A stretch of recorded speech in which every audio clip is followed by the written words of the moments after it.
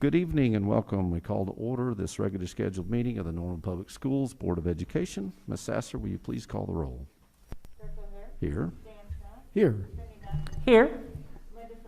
Here. Please rise as we say the Pledge of Allegiance. Pledge allegiance to the flag of the United States of America and to the republic for which it stands, one nation under God, indivisible, with liberty and justice for all.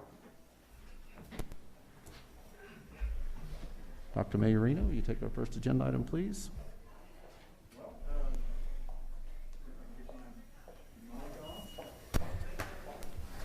As we all know that we have not a new board member, but we did have a vote, and I want to start off by saying, first a thank you to all of those people who choose to serve and throw their name in the hat to serve as a public board of education member, because all the time and effort that goes into it and the responsibility that's put upon you, it's not always seen. So, and all the work you do behind the scenes. So I want to say thank you to all of you first, but then also would like to congratulate Mr. Dirk O'Hara for winning this election for seat office one, to represent Norman Public Schools on the state board. So, do we have the results? So we have the results. I don't think we don't read these, but we have the results here, and it has been certified that Dirk O'Hara, well, I guess I will read, with 1,473 votes, defeated Pixie Nicole Quigley with 1,036 votes. So with that, this has been certified, and welcome back on the board. Ms. Nasher, do we have a motion for? Yes, but before I go there, President O'Hara, I want to just say, as a board member, I appreciate all your hard work this last year during a pandemic. We had a very difficult year, and I don't think we could have done it without you, so I just want to commend you for all your efforts and say thank you very much. Thank you. Absolutely. And with that, I would like to make a motion to elect Dr. Dan Snell as president of the Board of Education. Second. Is there any discussion besides from Dr. Snell? Dr. Snell doesn't get to speak. Ms. Sasser, you please call the roll. Dirk O'Hara? Yes. Dan Snell? Yes. Cindy Nasher? Yes. Linda Sexton? Yes. Should we do this last one? Yes. No, really. Here. Why don't we do them all and then move once? Well, I think we're going to move anyway. Oh, I hope. I guess I shouldn't assume, huh? I know. Somebody told me to move. He was going to sit in my chair. So I moved. Well, I would like to nominate Ms. Cindy Nasher as Vice President of the Board. Second. Discussion. Clerk, call the roll, please. Dr. Dan Snell? Yes. Cindy Nasher? Yes. Linda Sexton? You didn't give us time for discussion. I just want to say that I did give you time. You said, yes, you said discussion. But anyway, I wasn't fast enough. So I just want to tell you that it is a pleasure. It has been a pleasure to work with Dirk, and it is a pleasure to work with you also and Dan on this board. We have people who are always student-centered, always teacher-centered, and always community-centered working on this board, and it's a pleasure to work with you all. So now say yes? Yes. Yes. Dirk O'Hara?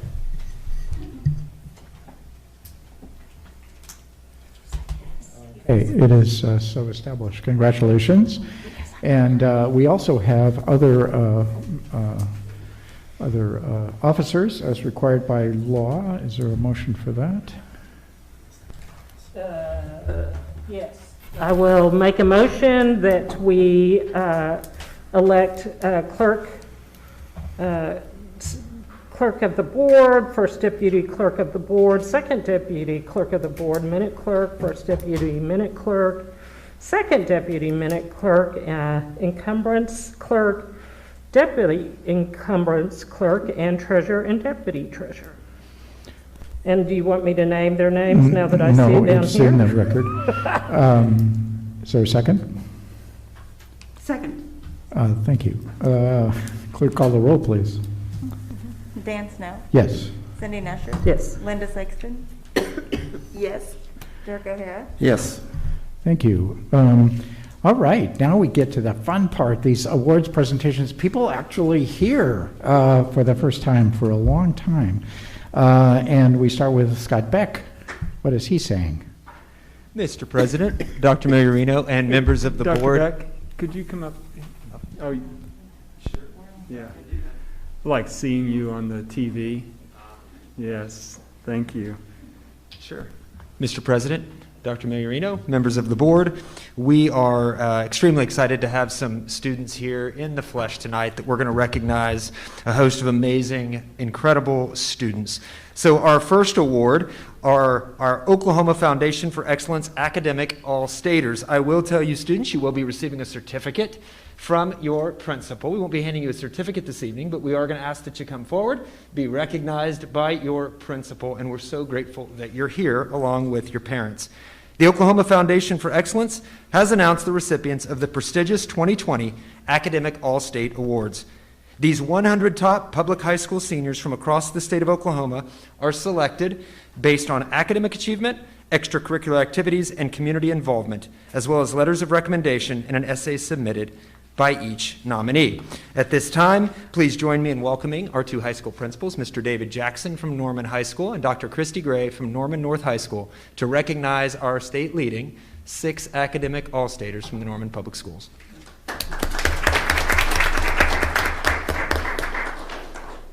The first Academic All-State Award from Norman High School goes to Elliot Metz. Elliot is with his parents, John Metz and Loretta Bass. His favorite subject is physics. He plays the harp, and he intends to attend the U.S. Air Force Academy. And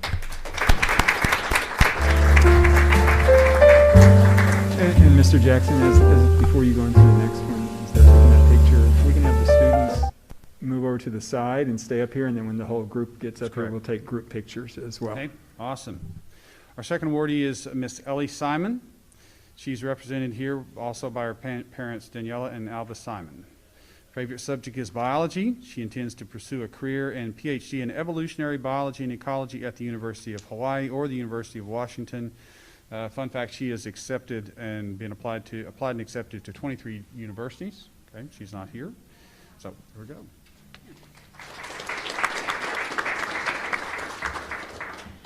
Hi, good evening. I would like to recognize our Norman North Oklahoma Foundation for Excellence Academic All-Staters.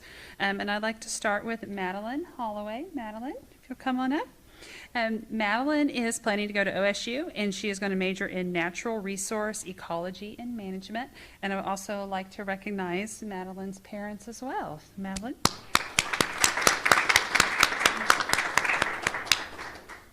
Next we have Shobi Jamil. Shobi, if you'll come on up. Shobi is currently deciding, oh, we're still taking pictures, sorry. It's been a minute since we've gotten to do this. I forgot to pause. Shobi is currently deciding between Rice or Dartmouth and plans to major in biology, and he is here with his mom, and I would like to recognize her as well. And since it has been a minute since we've done these, parents, do not be shy to come up to the front and take pictures as well if you would like to.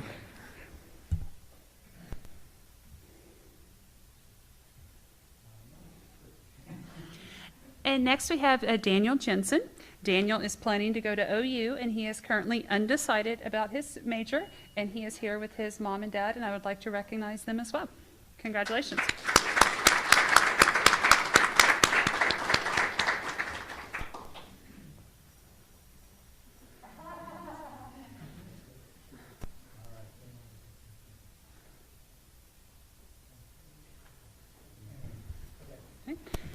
And next we have Nick Papavasilio.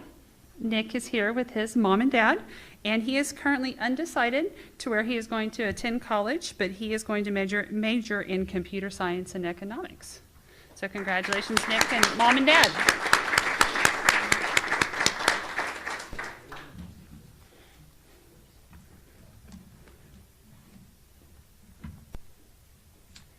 Right, and do we want to get all of our... I'd like, I mean, we rarely get to have Take a Norman group- High and let's take Norman a North group picture. together, You guys- and principals get in there as well. Okay. This is the fun part of our job that we... Haven't got to do in a long time. No, I'll let them.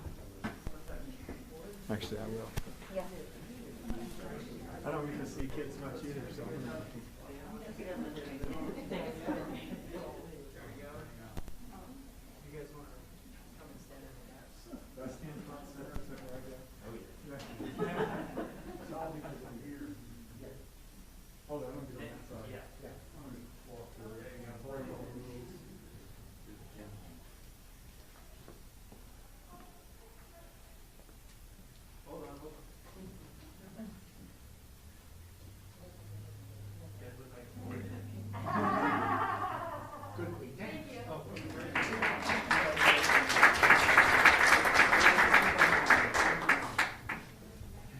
Thank you, students. And so typically, this is a first for us as well, because typically at this point we would ask that everybody stays. We're not going to ask that everybody stays. So unless you are being recognized for something else, you're actually free to go ahead and exit at this time before we bring our next group in. Thank you for being here. We're so happy to see our academic all-staters. And you guys. That's right. If you're staying for another award, please stay. There are some repeats here. Okay. Our next group of honorees are our National Merit Scholarship finalists. Over 1.5 million juniors in about 21,000 high schools entered the 2021 National Merit Scholarship Program by taking the 2019 preliminary SAT National Merit Scholarship Qualifying Test, which served as an initial screen of program entrance. Becoming a finalist placed students in an elite group representing less than 1% of graduating seniors nationwide. Again, to introduce our 13 National Merit finalists in the Norman Public Schools for this school year, Norman High School and Norman North principals David Jackson and Dr. Christy Gray.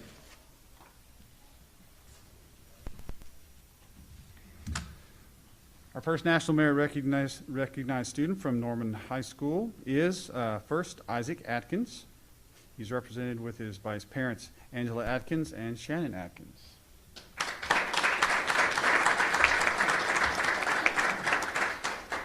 Isaac's favorite subject is chemistry. He plans to attend OU majoring in chemistry, and he is one of the 1/100th% of top Jimi Hendrix listeners on Spotify last year.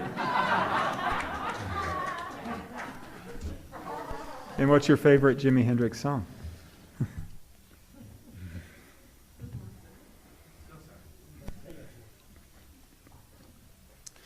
Second, we have Ellie Simon. Also, she was not here earlier, so she was accepted to 23 universities and was looking to pursue a career in PhD in evolutionary biology and ecology at the University of Hawaii, University of Washington. So, again, recognize Ellie. Next up, we have Nathan Worth. He's represented by his parents Joseph and Emily Worth. Also, he plans to attend the Air Force Academy or OSU and study engineering. He says his brother was a National Merit finalist in 2016 from Norman North, and so he was a 7th grade at that time and made it a goal to be a National Merit finalist also. So congratulations to Nathan, even though he's not here. From Norman High School, our final National Merit finalist is Mr. Brian Yang. Okay, Brian is not here tonight, but he is represented by his parents Jason Yang and Sansuk Ko. His favorite subject is physics. He plans to pursue a degree in either computer science or bioengineering, and he loves basketball. So congratulations to Brian.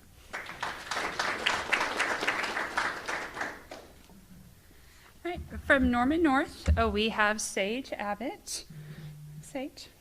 And Sage is here with mom and dad, and she is going to attend OU and plans to major in computer engineering. Congratulations, Sage.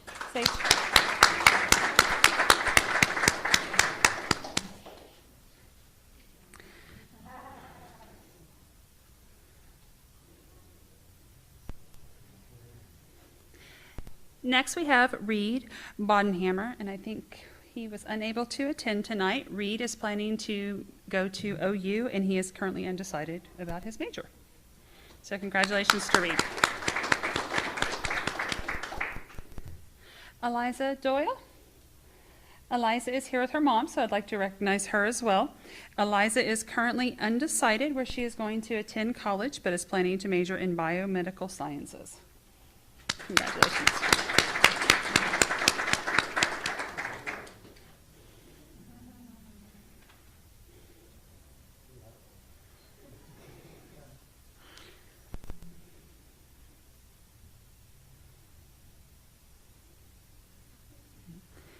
Shobi Jamil, if you will come on up again. Also would like to recognize his mom who is here with him. Shobi is determining to attend either Rice or Dartmouth and is planning on majoring in biology.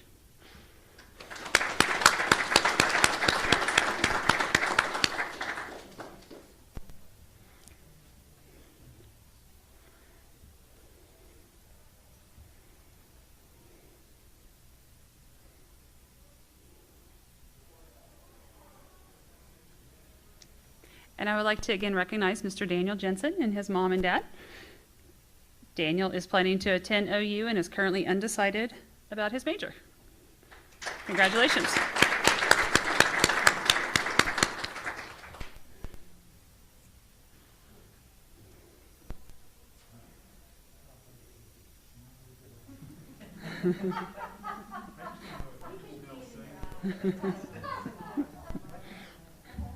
And next we have Zoe Kelly. She was unable to join us tonight, but I would like to congratulate her. She is planning to attend OU and major in biology. Congratulations, Zoe. And next, again, we have Nicholas Papafacilio with his mom and dad. He is undecided what college he is going to attend, but is planning to major in computer science and economics. Congratulations, Nick.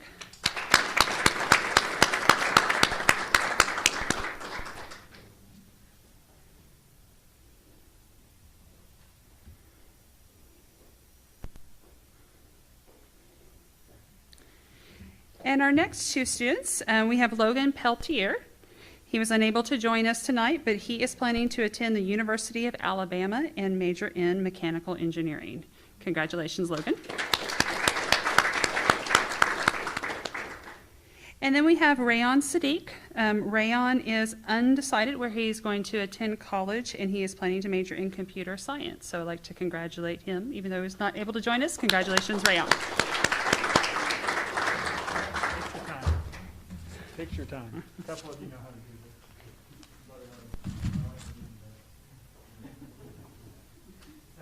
First and last, Nicholas here.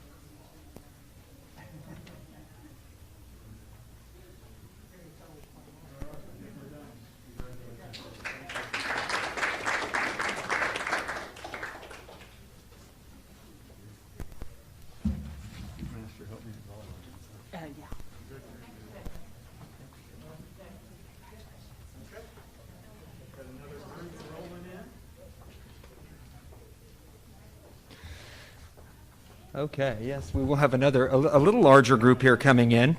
Next, we are going to recognize some of our amazing DECA State Conference placers and champions.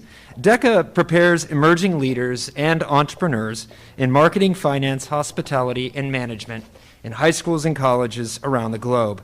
Authentically connecting students to the world outside of school, DECA launches students directly into their futures. So there's a long and proud tradition of excellence in these programs in our high schools.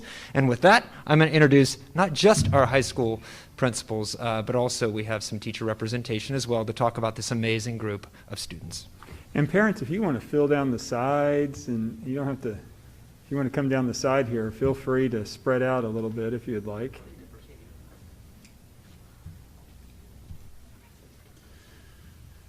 This year, Norman High School had 3 people who are actually teachers who invested in the students and for DECA, and they are Mr. Darren Rogers, Holly Austin, and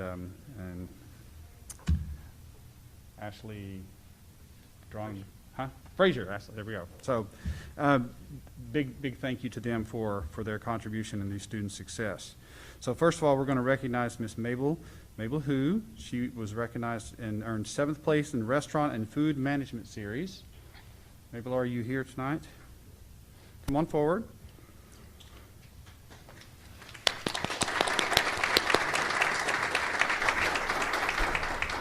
Mabel's parents are Tai Hu and Jenny Tu. Her favorite subject in science. She plans to major in business management OU and continue on a real estate journey, which she has her real estate license, I believe. She also plays 2 instruments, so congratulations, Mabel.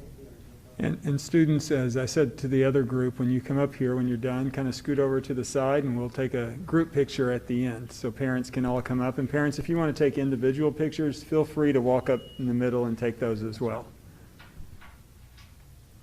Our next student from Norman High School DECA is Lily Boehm. Lily placed 7th place in Retail Merchandising Series. Her parents are Stephanie and Theodore Boehm. Her favorite subject is English. She plans to attend the University of Oklahoma studying marketing and advertising, and she loves the game of golf. Congratulations, Lily. Final student from Norman High DECA is Kaya Smith. She's here with her parents, Jared and Rachel Smith. Kaya placed 4th place in Hotel and Lodging Management Series. Favorite subject is science.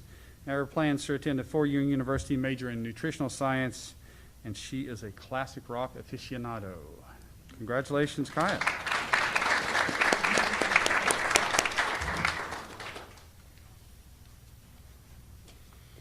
Hi, here this evening we have Mr. Jamie Wilson. Mr. Jamie Wilson is our DECA sponsor at Norman North. And a few things about Mr. Wilson, which I have a mic and I get to talk about Mr. Wilson. So this could be fun for me, Mr. Wilson. So first I would like to say Mr. Wilson has done a wonderful job growing the DECA program since he has came to Norman North. It has just really grown tremendously there as he's really created a great environment for the students, and they kind of become their own little DECA family, I feel like. He also has incredible Hawaiian shirt fashion sense, as you can tell, and he helps keep the extra pounds on Norman North staff as he serves those wonderful cookies every Tuesday and Friday in our building. But I would like for him to come up and introduce his students that are here this evening and the wonderful accomplishments that they have been able to achieve this year. Mr. Wilson.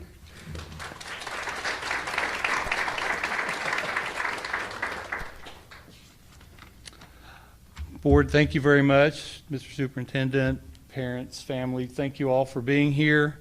Thank you so much. You're very kind. DECA is a passion. It always has been. Our school started off really with no DECA program, selling cookies 4 days a week, and then we decided my first year, it's like, yeah, that's not going to happen. So we made a few changes. We actually didn't start competing until my second year, and now that I'm in year 11, we've just gone and gone and gone, and it's kind of become its own monster, which I really, really appreciate what the kids do.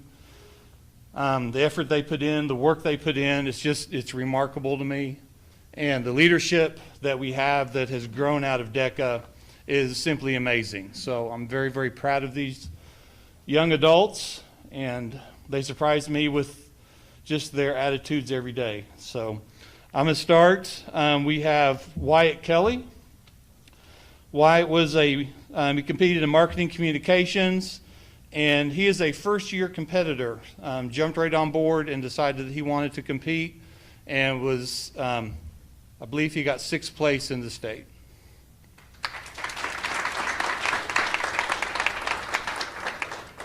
Another first-time competitor is Brady Fisher.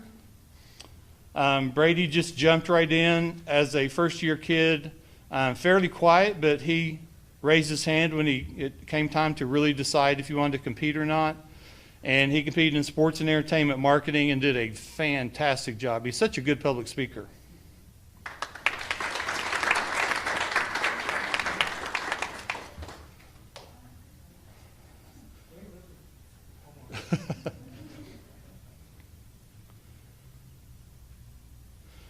The next one is Jed Files. Jed is a third-year DECA student. He competed last year as well, and he is simply amazing. Every time I listen to him do his competitions, it just blows my mind how far he's come. So he's done a great job. He competes in food and restaurant and food service management.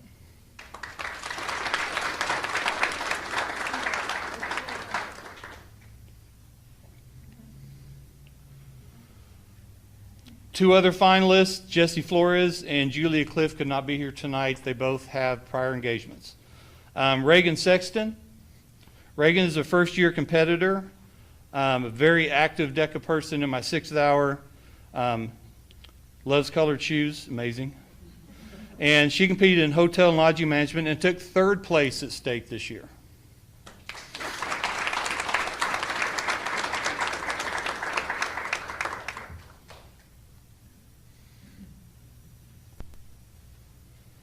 Parker Seibold is a senior, and he competed in entrepreneurship for the first time. He's a 2nd-year DECA student, and he ended up taking, sorry, I'm not an English major, so he took 3rd place in entrepreneurship.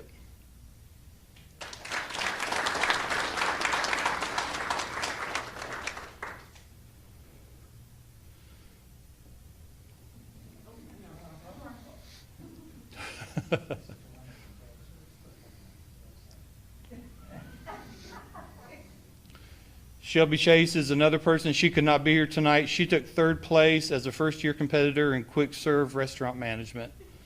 Dylan Carlson and his partner Cooper McGuire. Cooper had a prior engagement, couldn't be here. They competed in business law and ethics, one of the harder competitions just because of its nature of ethical decision making.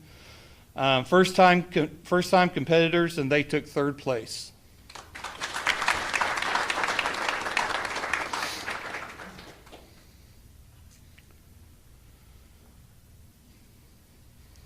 Our only 2nd place winner is Anna Scholes. She is also our DECA chapter president this year. She competed in quick serve restaurant management, and it's her, is this your 2nd year or 3rd year to compete? 3rd. So she's a definite returner, and the senior's going to graduate. I've loved having her in 2nd place. And she's gotten better every year, so that was her goal.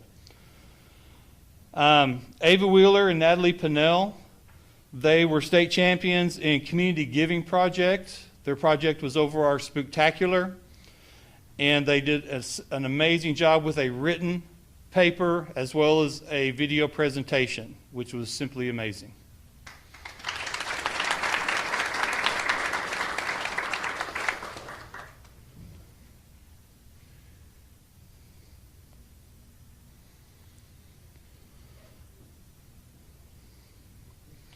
Madeline Yates and Brooklyn Rhodes, they're also state champions in a project event called Sales Project. They had to manage our student store, which is called the North Place, and they did a remarkable paper on it and a presentation, and they also both serve as retail managers and take care of the store for us on a daily basis.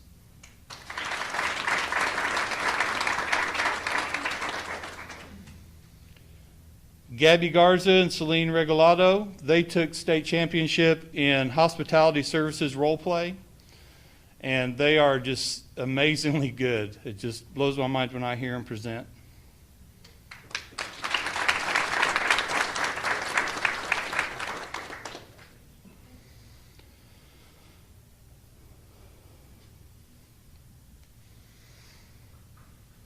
The next underachiever is Mackenzie Bellino. She took 1st place in human resources management. It's a role play event, and 1st place in international business plan. and she is simply amazing. Her paper looks like a post-collegiate paper that she wrote. And she also served, Mackenzie, come back. She also served this past year as a vice president for Oklahoma DECA and was reelected to the same position for Oklahoma DECA for another term. So she's amazing. And the final person I was going to have come up is Grace Key. She just texted me a while ago, and she is unable to be here. She got her second COVID shot today and doesn't feel very good. But she got first place in food marketing.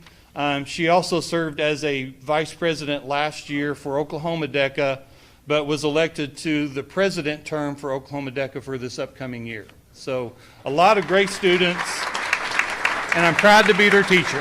Thank you. Jamie, you got to organize them for a picture, both schools. Yeah, you got to be in it too.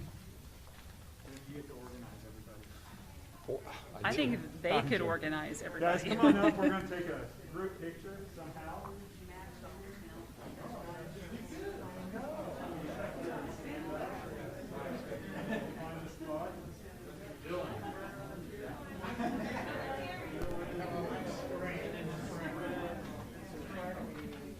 Girls, come up. Some of y'all come over here.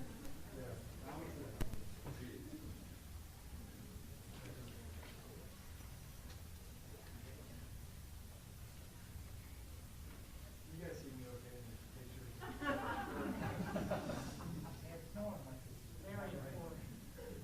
Everybody smile. With your eyes. I keep telling you.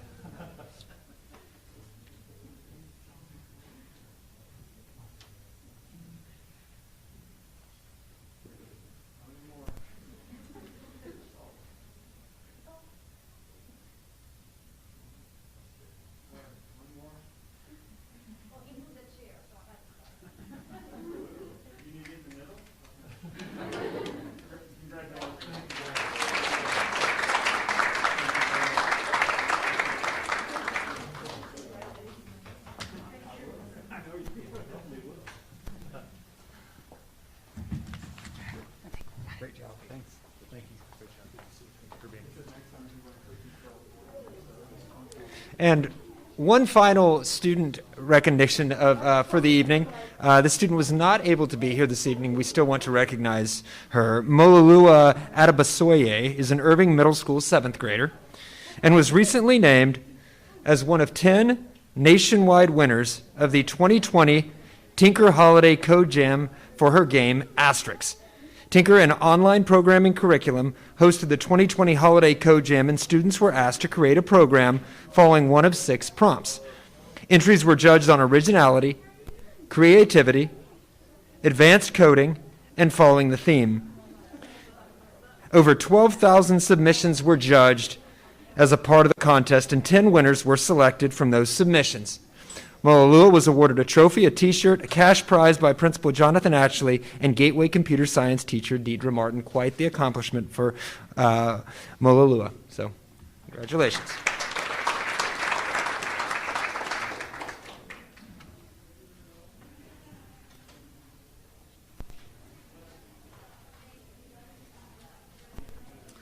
Good evening, Mr. President, Dr. Meliorino, members of the board. It is my honor this evening to shift into some employee recognitions, and we will begin with our finalists for the 2021 Lois K. Ansley Support Employee of the Year Award.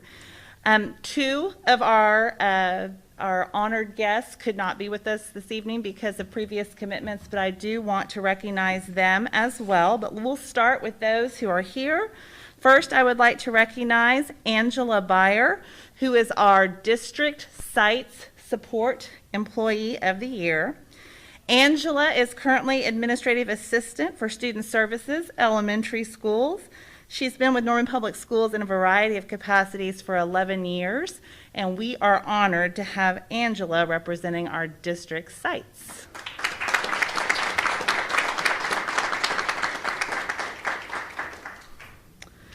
From Health Services, we have Molly Spakinger. Molly is currently the licensed practical nurse, LPN, at Alcott Middle School. She's been with Norman Public Schools for 3 years, and I cannot think of a year, Molly, that someone from Health Services should be recognized for a District Support Employee of the Year award.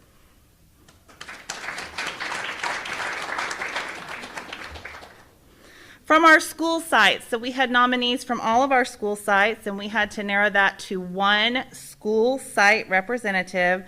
Our school site support employee of the year award is Lolita Castro de Webb from McKinley Elementary School. I suspect if you've called McKinley, you have spoken to Lolita. She is currently their health assistant, oftentimes helping out at the front desk as well, and she has been with Norman Public Schools for 5 years. Carol, get in the middle, right up front. I would hear it later if you didn't. And from Technology Services, we have Michael Edelman.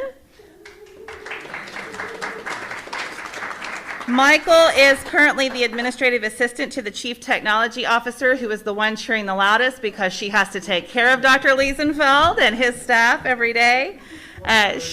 She has been with Norman Public Schools for 2 years. In addition to these 4 finalists, we also have from Central Services, Johnny Finley. Johnny works in our utilities department for the district. He maintains athletic fields, he paints, he does upkeep at Norman High School. He also manages and maintains the parking lots to keep them free of trash. He mows and helps with just about anything anyone asks, and he's been with Norman Public Schools for 3 years. So though he's not here, we want to recognize Johnny Finley. And from Transportation, Tricia Schertler. Tricia is a router at Transportation, and she has been with the district for 3 years as well. Congratulations to all of you.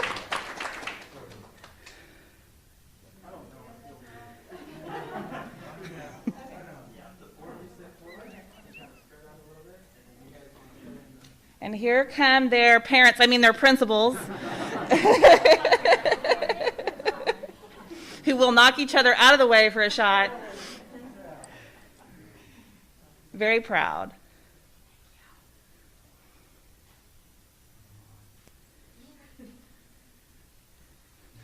We will be revealing the winner at the Celebration of Excellence banquet in just a couple of weeks. So we will look forward to seeing you all then as well. Thank you.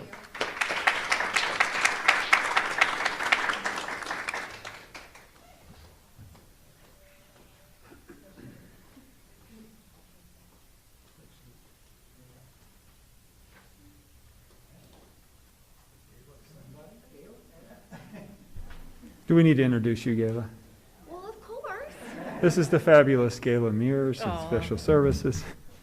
Thank you. Okay, so I have some special guests. Principal Esselin, I just want to acknowledge you, and then, of course, Miss Briley, who's chosen to sit right here. Okay, I'm sorry. Special guests, we have Principal Esselin, just wanted to acknowledge you, and also Mrs. Elizabeth Briley, who will recognize, but since I have a little bit to read, she would prefer to stay seated at that time, if that's okay with the board. Okay. Mr. President, members of the board, Dr. Migliorino, I am thankful to be in a district that celebrates our amazing teachers. I am also thankful to work with Mrs. Elizabeth Briley. I am honored to be given the chance to introduce her for recognition as the Norman Public Schools Special Education Teacher of the Year. I would also like to thank Mr. Scott Martin and his family for sponsoring the Special Education Teacher of the Year Award each year for our district.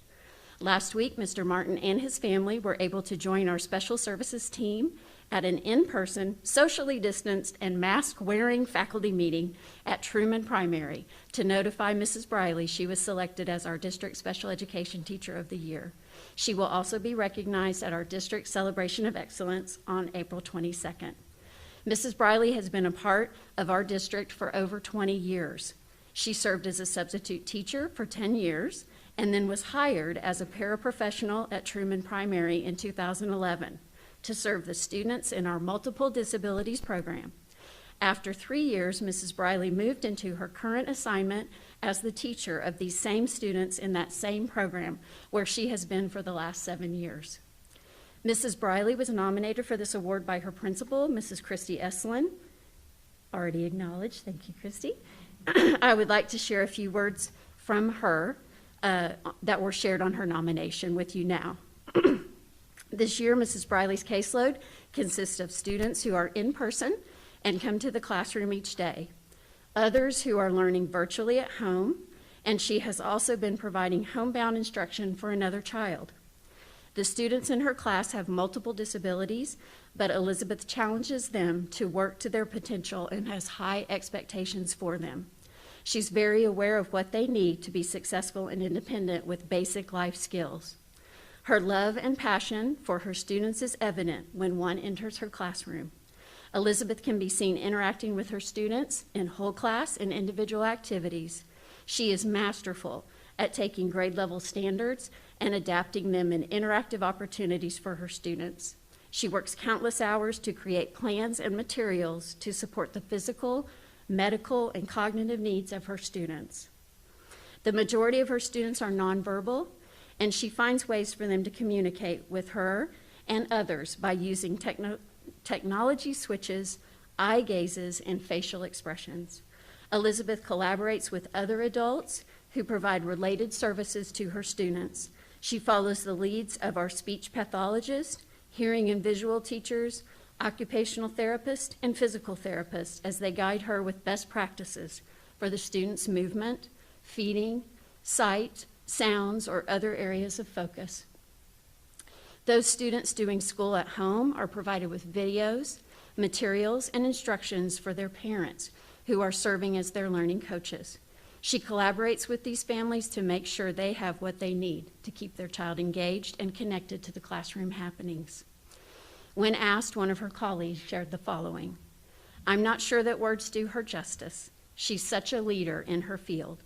The pandemic has her doing multiple jobs at once, and she still does it with a smile on her face. The love and dedication she has for her students is inspiring, from making videos for her home students to spending hours in the car dropping off materials for them.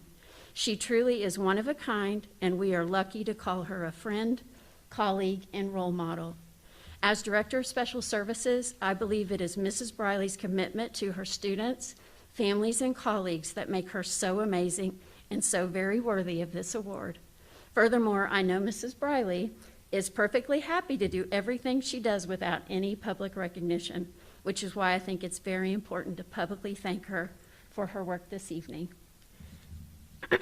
Mrs. Briley, would you mind coming up and receiving your certificate?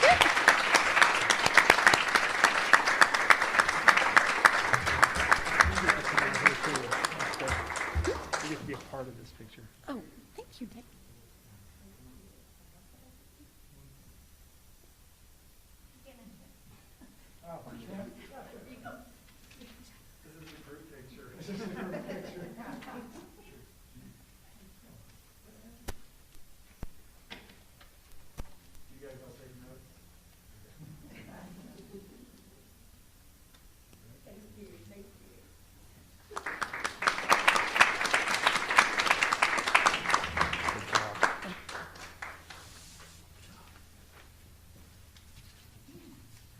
Good evening, Mr. President, members of the board, Dr. Migliorino.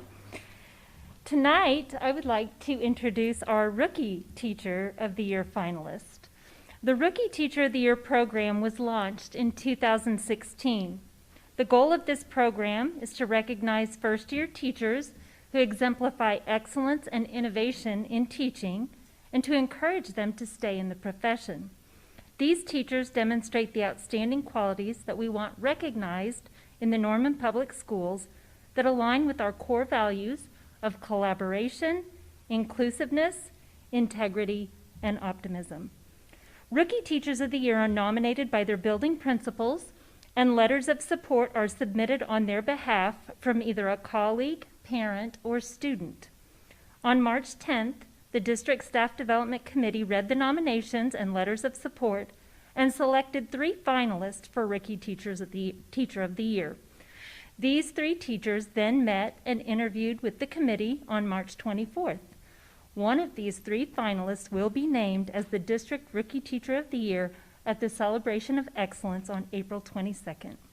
We want to congratulate these standout rookie teachers. Please know that your work has not gone unnoticed. Finalists are Connor Jackson from Cleveland Elementary, 2nd grade.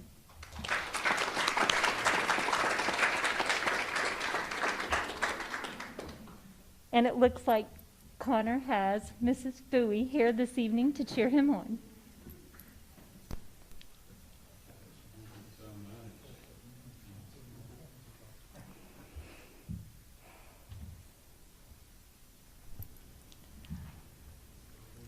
Yeah, you got to move over, Connor.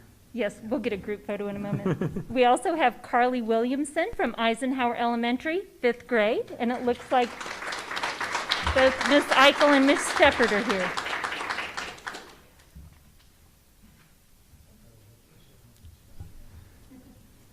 So only one of you taking a picture? Yes, both of her parents are here.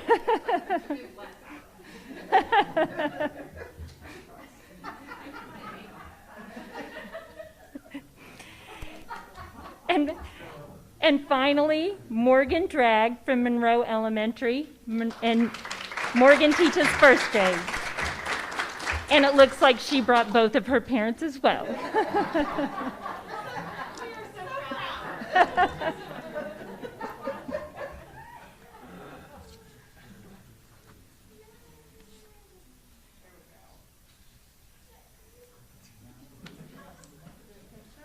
Group picture.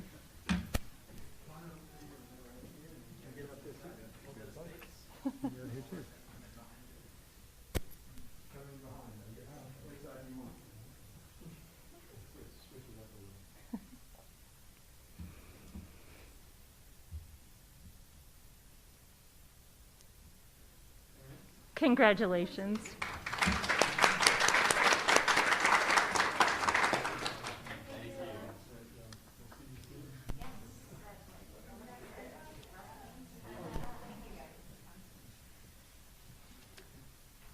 I would also like to recognize our District Teacher of the Year finalist.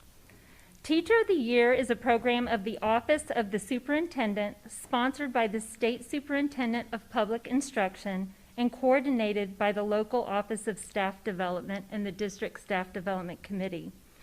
The program is designed to select those teachers who exemplify the finest in our profession and who can communicate the importance of teaching to other educators and our community. Our district and site teachers of the year perform an important role as we strive to promote the excellence that exists in the Norman Public Schools. Each site teacher of the year goes through a process of creating a portfolio and interviewing with the Staff Development Committee. Interviews were conducted on February 17th and 18th, and the District Teacher of the Year finalists were selected for 2021. One of these finalists will be named Norman District Teacher of the Year at the Celebration of Excellence banquet to be held on April 22nd. We are very proud of these teachers. They represent the quality, dedication, and professionalism of all teachers in the Norman Public Schools. So we will start with Erin Carpenter from McKinley Elementary. She teaches kindergarten and 2nd grade virtually, 1 year in her current position and 7 years total experience.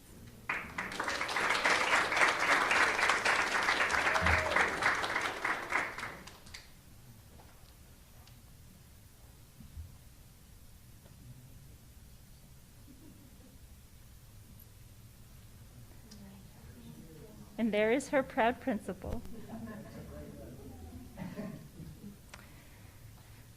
From Roosevelt Elementary, Meredith Ziegler. Meredith teaches music, 4 years in her current position and 11 total years of experience.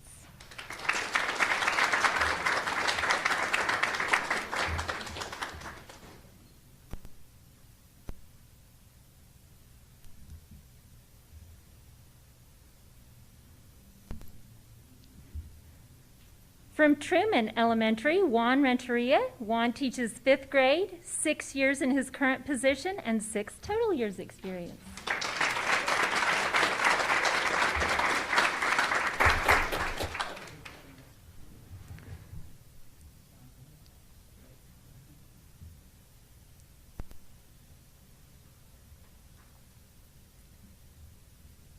From Alcott Middle School, Kathy Outlaw.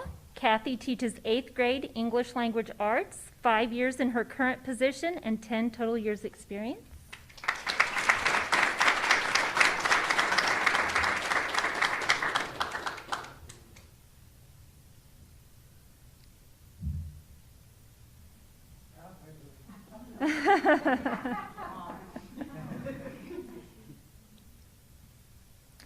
And unfortunately, Stephanie Young from Longfellow couldn't be with us this evening.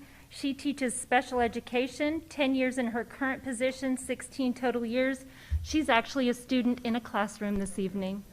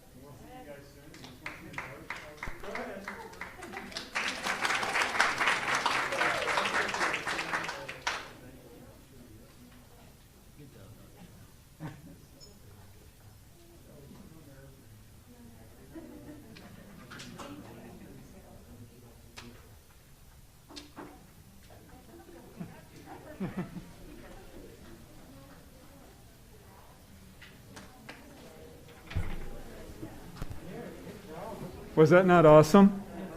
Oh my gosh. I'd like to thank There are the people, Staff Development Committee, including our head of that, and I happen to know Cindy was there a lot. Yes, and you know, I'm just, it's such a privilege, Beth and Julie, to be on this committee. And I'm sitting here throughout this process wishing every one of those dear people could be the winner, but I'll tell you what, our kids are the winners. So that's what's all important. So thanks for all your hard work with this Zoom and me and my computer, and so it's a great experience, so thanks. Right, thank you for everyone who actually came. And now we have public communication. It looks like we have but one. And we remind you that we must limit our public communication to 30 minutes per person. You'll be given a 1-minute warning at the end of the period. And board members cannot respond to questions during public communications, but we do listen. So our first and only person is Juliana Kirshen. Could you come to the mic and tell us what's on your mind?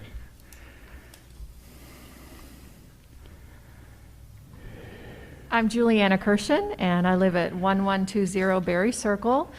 And board members, president of the board, Superintendent Migliorino, as you know, I spoke last month about enrollment, and I want to tell you that I was able to speak with President O'Hara and Dr. Beck, and I really appreciate that the district, is doing their best and making efforts to reach out to many families so that they can understand how to re-enroll and re-engage in the process after the very challenging year we've had. So I wanted to acknowledge that and share that with you. I also want to congratulate Mr. O'Hara on his election. I'm one of his constituents, and so I look forward to working with him in this process, and I want to congratulate Mr. Still on being the new president for the board.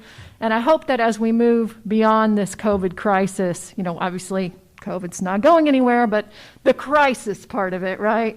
That we can continue to focus our work on equitable children's opportunities to learn, academic achievement, and promoting teaching excellence. And we've, of course, seen that tonight as we've seen our amazing teachers and the work that they produce with their students and those students' families. And so when I looked at the agenda, I just decided I had to come and share those things with you.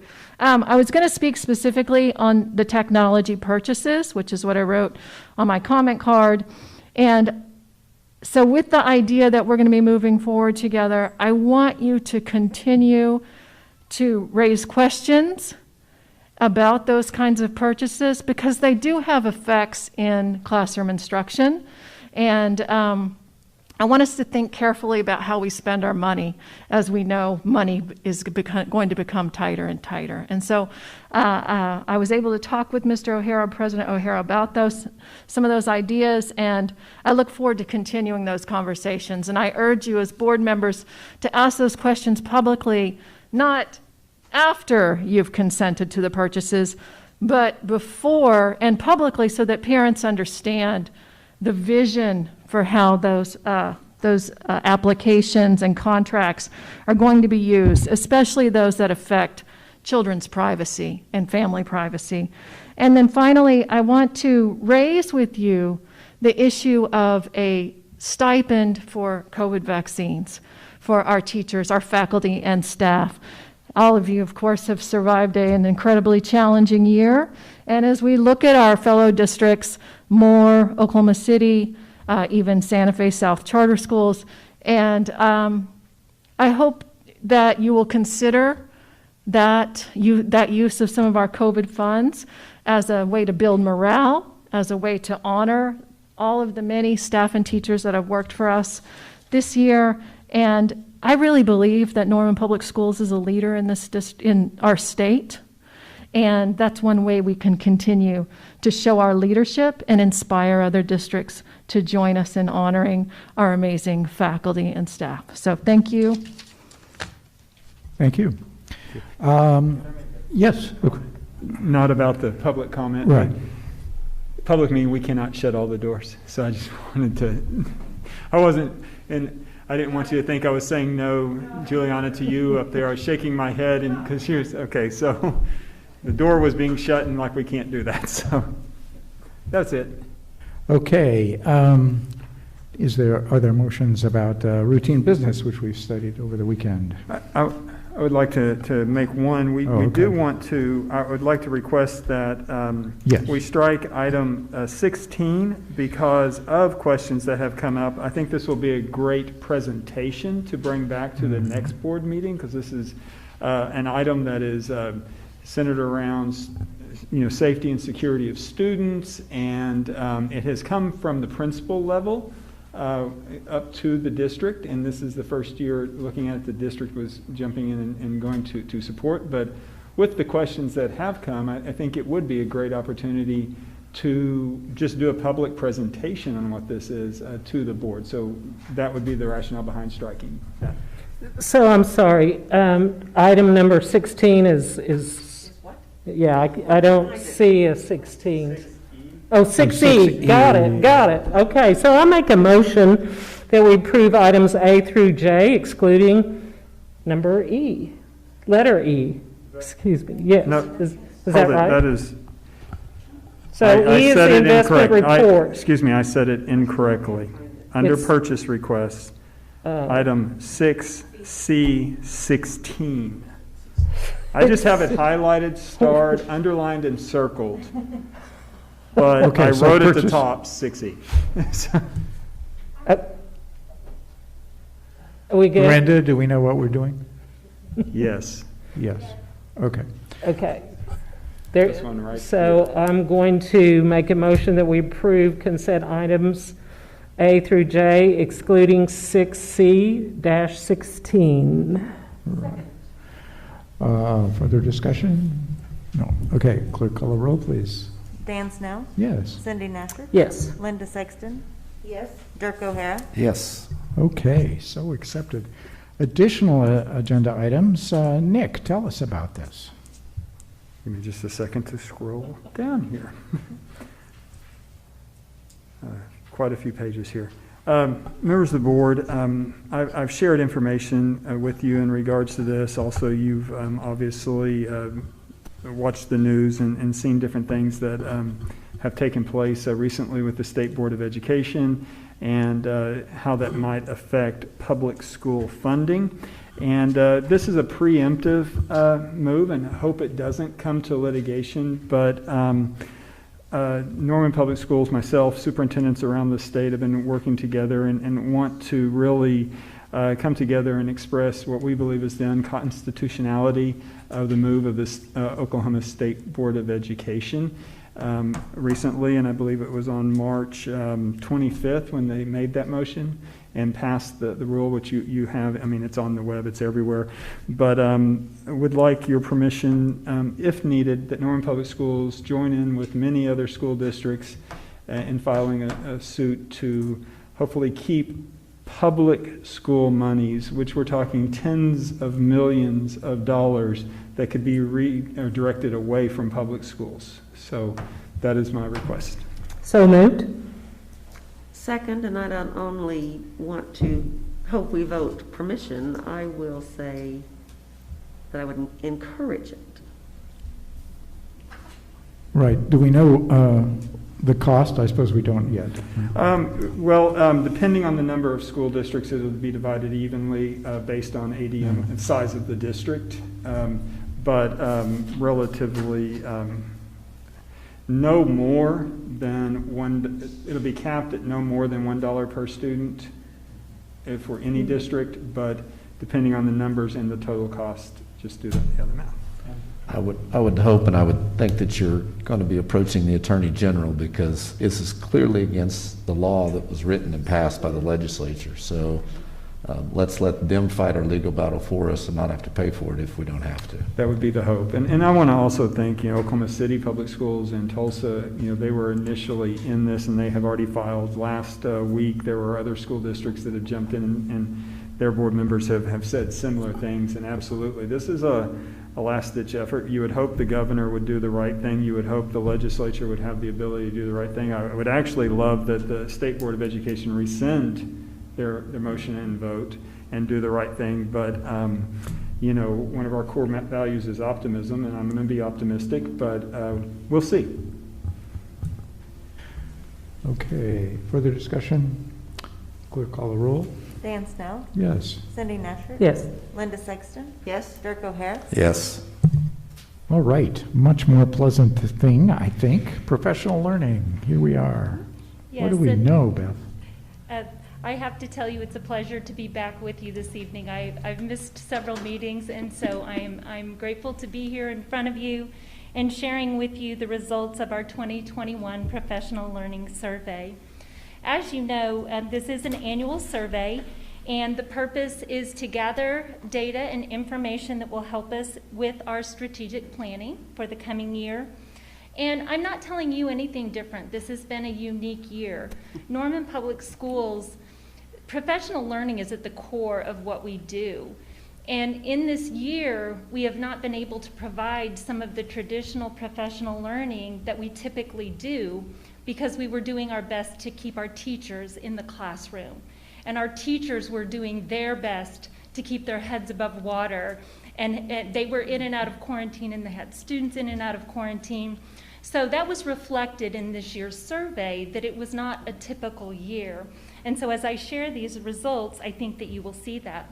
Something also that was very interesting, as district leadership was out visiting sites, also in our advisories and our teacher councils, some of the same things that I will share with you this evening came up in those very settings as well. So it wasn't just reflected in this survey. Tonight I will share with you results from not only the survey that we sent to our certified staff, but last year we also started polling our support staff as well to see what their needs were. So you'll notice on this slide it says response rate for certified. So of our certified staff, we have 1,197 on the count. We had 59% of our elementary teachers respond, the total number that responded was 716 out of those 1,197. Our goal is always 100%. You want to hear every voice. I have to tell you, I was so excited because this year we were up by almost 100. Close to 100 more teachers responded this year than last. So 59% of those responding were elementary teachers, 39% were secondary teachers, and then we had 2% of the respondents, which equals to about 19 district-level administrators, okay? So I don't want you to think that that's a small, it's a small group, district-level leadership. Of the certified staff that responded, 18% of them had 1 to 3 years of experience, 26% had 4 to 10 years of experience, and 56% had 11 or more years of experience. This is pretty typical, that it's the more seasoned teachers that typically respond to this survey. So now let's look at the response rate from support staff. We, last year, had 372 of our support staff respond to the survey. This year, of our 699 support staff, we had 403 respond. So again, a greater response rate from our support staff as well. And I greatly appreciate that, because we read every single comment that is written in, as well as look at those, the wants and wishes that they share with us. This might also indicate that they know that we read them and respond. That was my thought as well. And this one's a little bit flipped on the support staff, where on the certified survey, the more seasoned teachers have the greater response rate. This didn't appear to be the case with our support staff. 36% of those that responded had 1 to 3 years of experience, 35% 4 to 10 years, and 29% 11 or more years. So what do we do with the results? Well, again, I said it helps us with our strategic planning. That's a pretty important piece. But we look at this at the district leadership level, share it with the Board of Education. We also will share results with site leadership tomorrow at our admin and instructional staff meeting. We share this with curriculum team, with federal programs, with the staff development committee, with innovative learning coaches, any and all that help with the professional development of our teachers and support staff in the district. So no surprise here when you look at these numbers. If you look at the highest bars, we had 65% of our respondents, and this is on the certified survey, said that they wanted additional training in culturally responsive education. And I'm going to scan across the top at the highest percentages. You've got 63% that wanted additional training on trauma-informed teaching, 62% teaching with technology, 57% teaching for equity, and then you can see the other areas. These are all district initiatives that are tied directly to the strategic plan. So all of these things are important. And its training will be and will continue to be focused in these areas. But I want you to know that we are currently, you look at the highest bars, we are currently working on equity and culturally responsive education. Stephanie Williams, here in the room with us tonight, is working to help sites identify equity champions. And so those wheels are already in motion. And this is not, none of the training we do is one and done. It's revisiting it and making sure that our teachers are equipped to step in those classrooms. Additionally, the trauma piece. I meet regularly with Sharon Haitley and Gayla Mears to talk about our next steps and what a traumatic year we have had. So again, wheels are in motion for some summer things, and I'm going to talk to you about that here in a moment. And then, of course, the technology, teaching with technology. We have a great amount of training that we will be offering this summer on teaching with technology. We will be providing training to those that are interested on Seesaw and Canvas, MacBook and iPad Basics, as well as Google Workspace, and then Apple Suite. So busy time. Now for the professional development needs of our support staff. Look at that first bar. Of the 400 teachers or support staff that responded, 99% requested additional training on behavior management of students. 99%. And we're talking support staff that includes your classroom teaching assistants. It could be a secretary. It could be a bus driver. It could be a maintenance worker. 99% want additional training on behavior management of students. Additionally, you can see the standout is trauma and resilience. Again, it speaks to our year. There was also interest in safety and security, Google Suite training, MacBook training. You can see all of those. Again, these are all things that the district works on. And I will tell you, this year, due to COVID, we knew we needed, these were some of the same requests that support staff had last year. And so this was the first year that we launched PD on demand, where we actually did training this year on several of these topics. We did a training on handling difficult students. We did training on trauma and resilience, and on school status, and on Google Suite. And we offered them real time, but we recorded those trainings and posted them in the staff portal so that anyone could access them at any time of the day, because sometimes it just doesn't fall during your workday. Maybe it's 8 p.m. or 10 p.m. if you've got a night owl out there that wants to learn a bit more and improve themselves. So those have become available, and we will continue to work on those. But what I found interesting, where they write in additional requests for training, our support staff also requested training on mental health needs of students and staff, diversity and inclusion, working with students with special needs, and the first time that I've ever seen this, a request for basic Spanish so that front office staff could communicate with patrons. I thought, ooh, I'll be making a phone call to Janet Gordon. We'll see what we can get in the works for them. Hey, Beth, what falls into the safety and security training? What is that? Well, they're wanting training on safety and security. I know, but I think that this is a conversation that I need to get with Justin and our new gentleman's name, sorry, David. I almost called him Mike, and I was like, I don't think it's Mike, David. I think we need to talk about that. I think that the feelings here from this one came from COVID, and are we safe and are we secure in our work environment? And I think we've done a good job, a really good job with that this year. But it's always something I think that they want to revisit and make sure that everybody's doing everything that they need. I think there's work to be done. Well, I mean, that's the third highest category, so I'd just be curious what falls into that bucket, what their thoughts were, just whenever. Thank you. We also ask our teachers what inhibits them from attending professional development. Well, of course, this year, straight out of the barrel, it's COVID. And like I said at the beginning, we weren't able to offer some of the traditional PD because we weren't bringing large groups together. We weren't taking teachers and putting them in other teachers' classrooms in other buildings, which is something we typically do to help them grow and learn from other teachers. So COVID was the main inhibitor this year.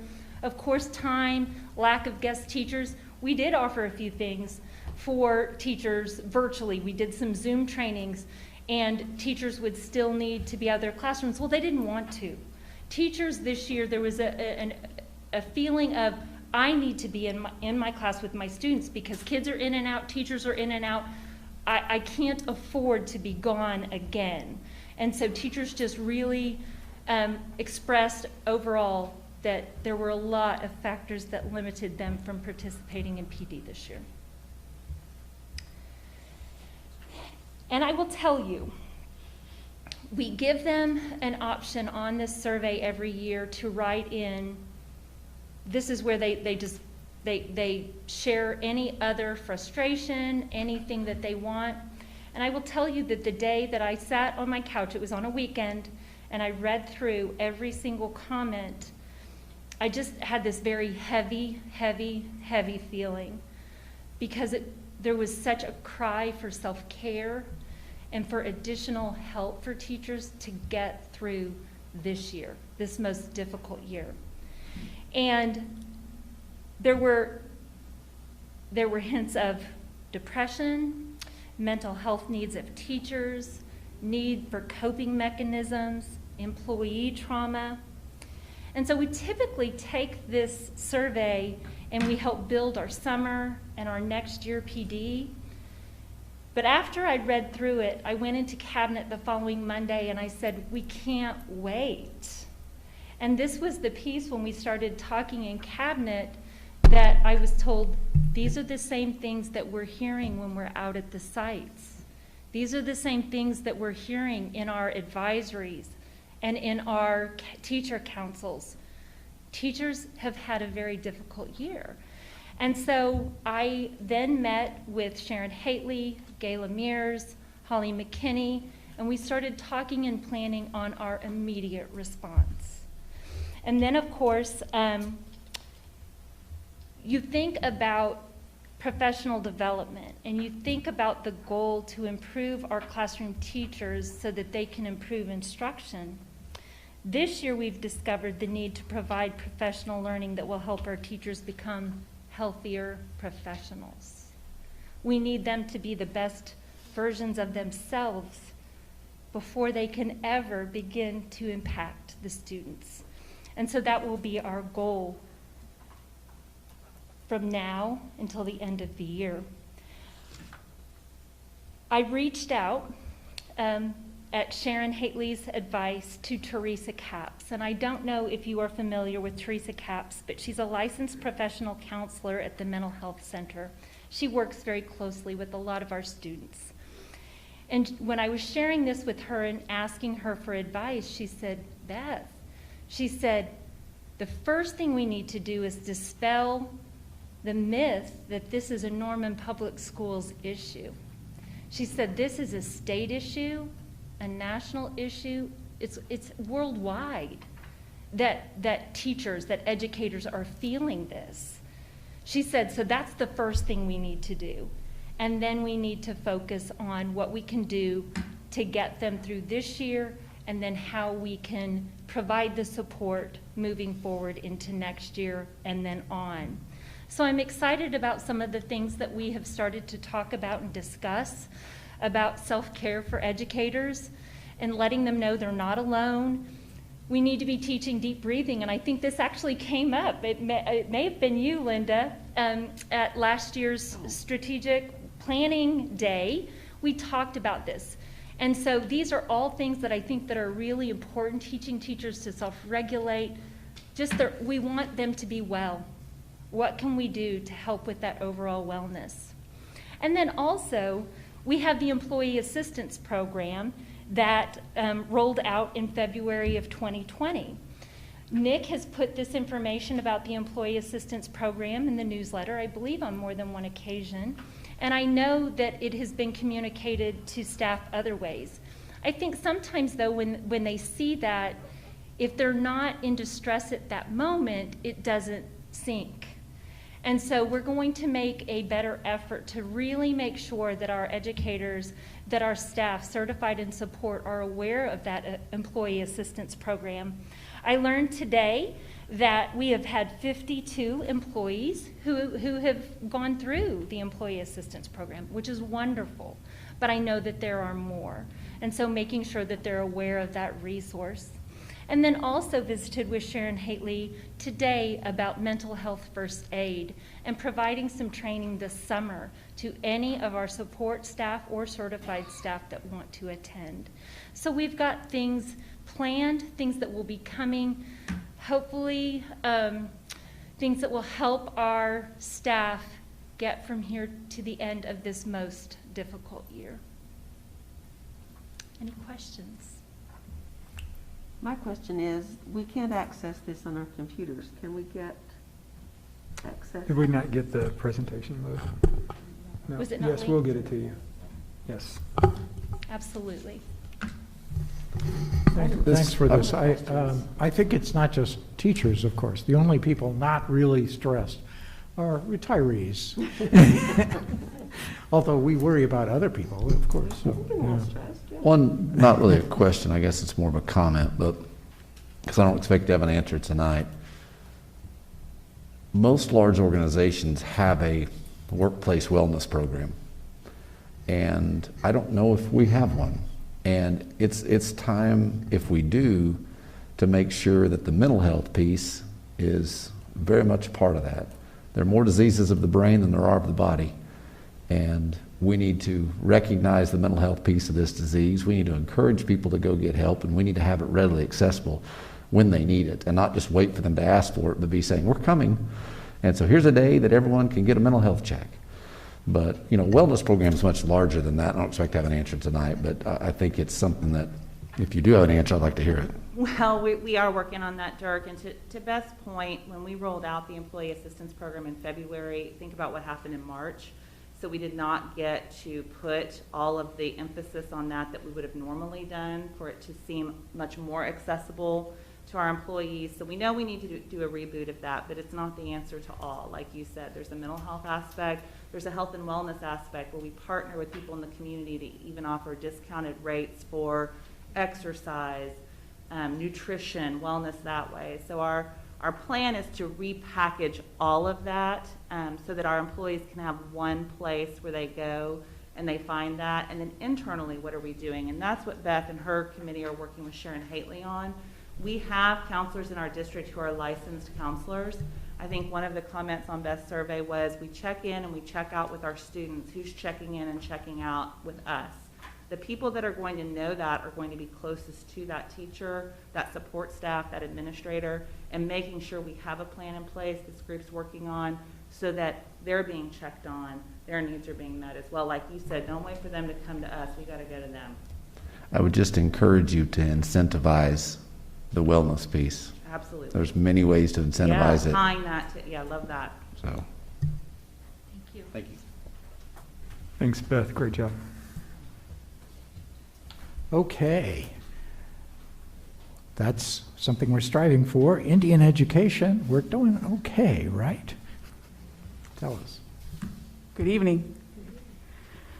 Tonight, I would just want to give you an update on our Indian education program. We have this presentation has been presented to tribal leaders in January. We visit with tribal leaders every year for tribal consultation, meeting the ESSA requirements. And so just want you to kind of learn about what was shared with them so that you are well versed in how we are serving our Indian students in our district.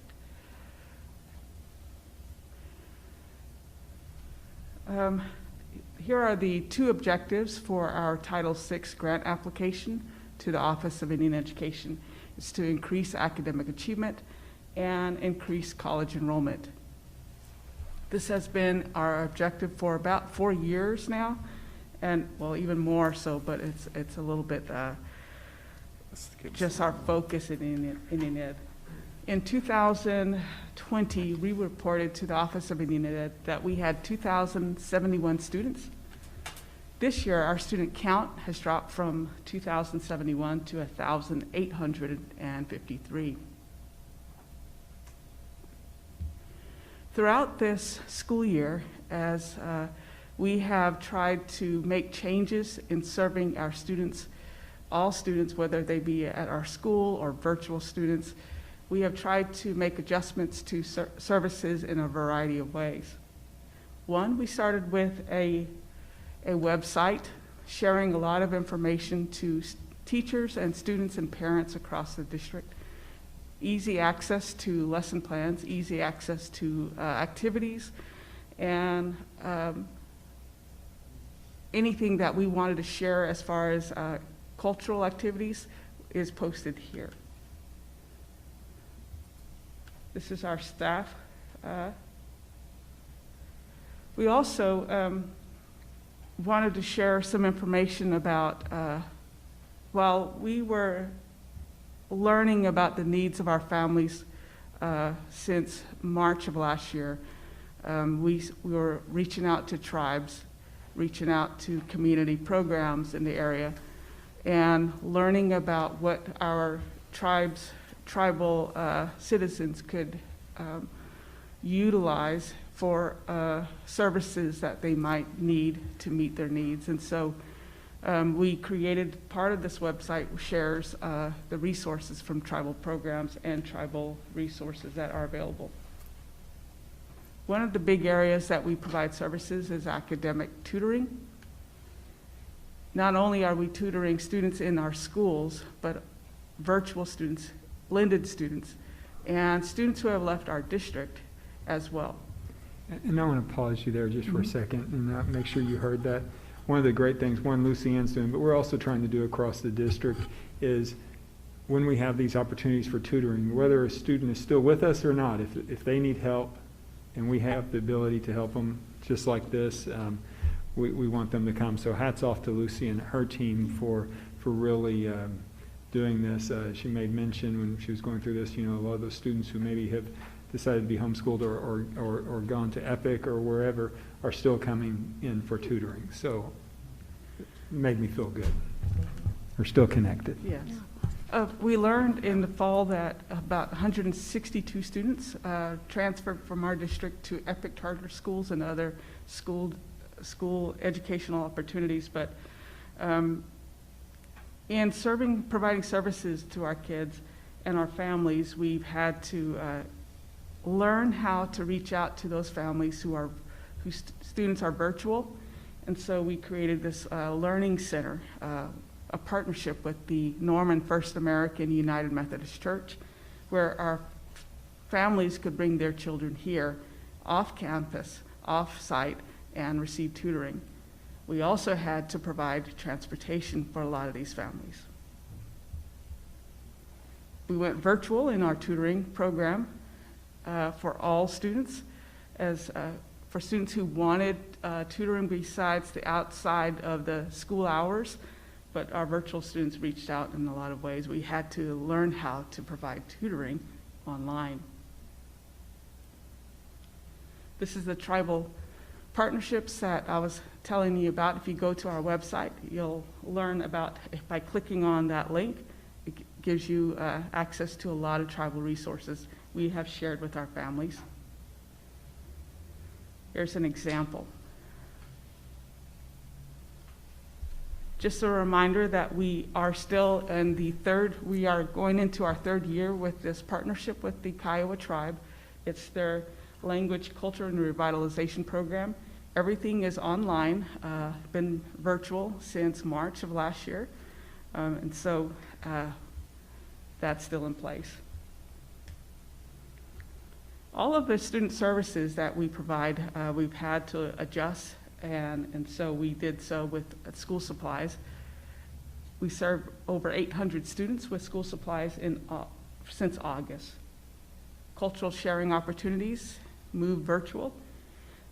This happened before actually everything happened, where we were inviting the Cheyenne Arapaho tribes into our schools, and they were at 4 schools before we had to stop.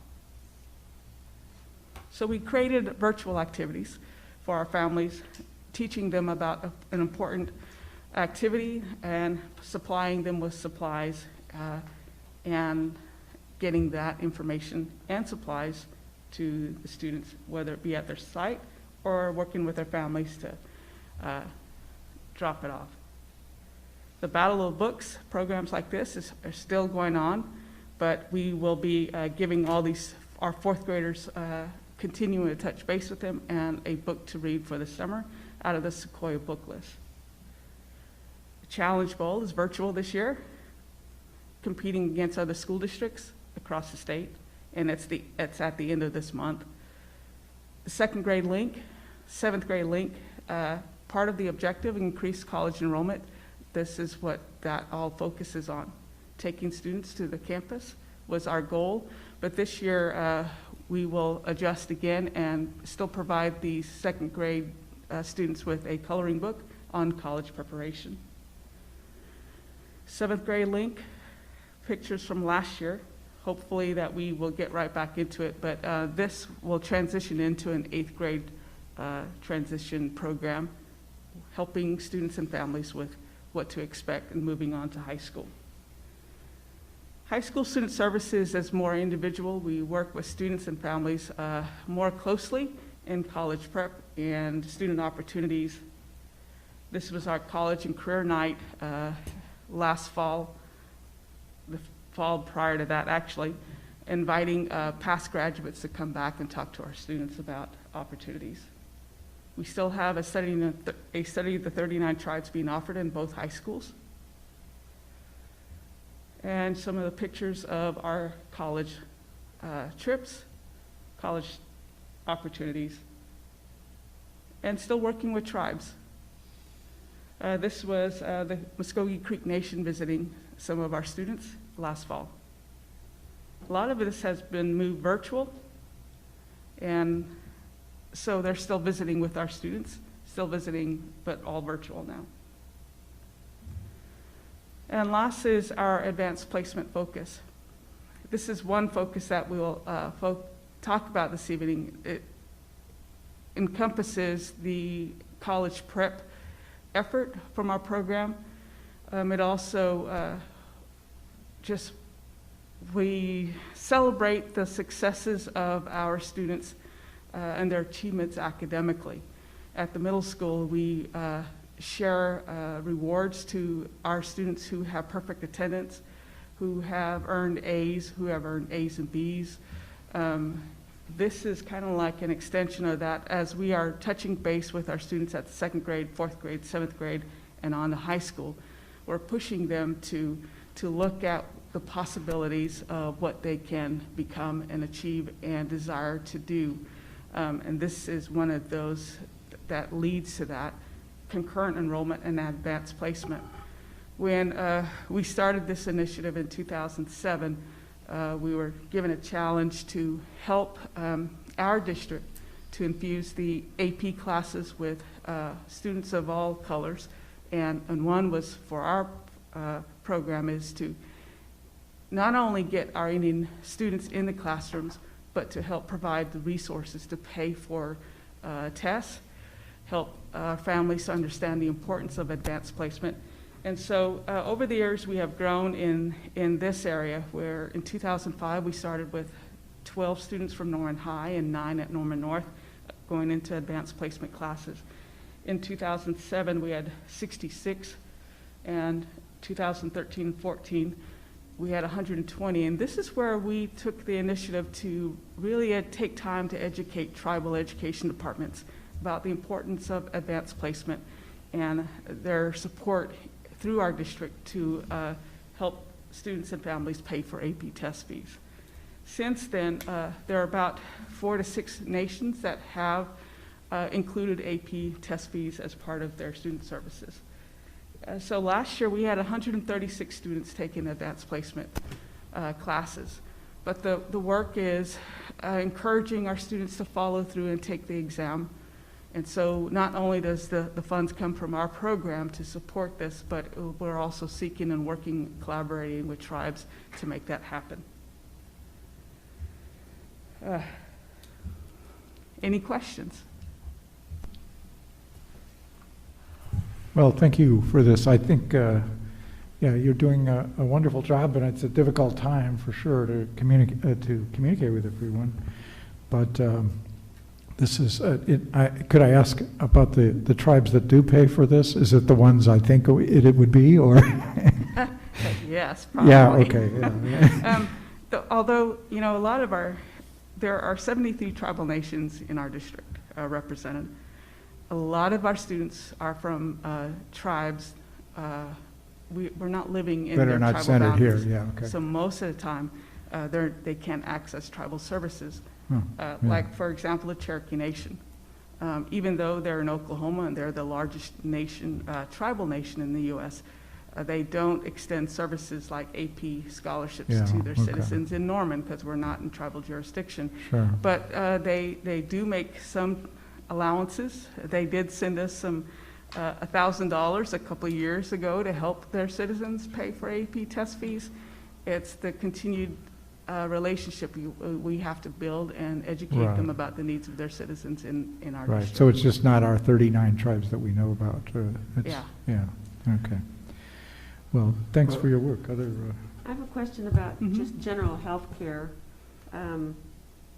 along those same lines. If kids are not,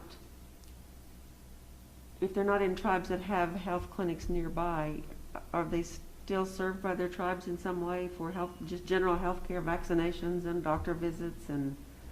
For the most part, yes. If a student in our district needs health care, if they are able to provide their certificate degree of Indian blood or tribal membership, they can access the nearest Indian health care clinic. Okay. A lot of our families do take advantage of that, but sometimes there's a long wait list.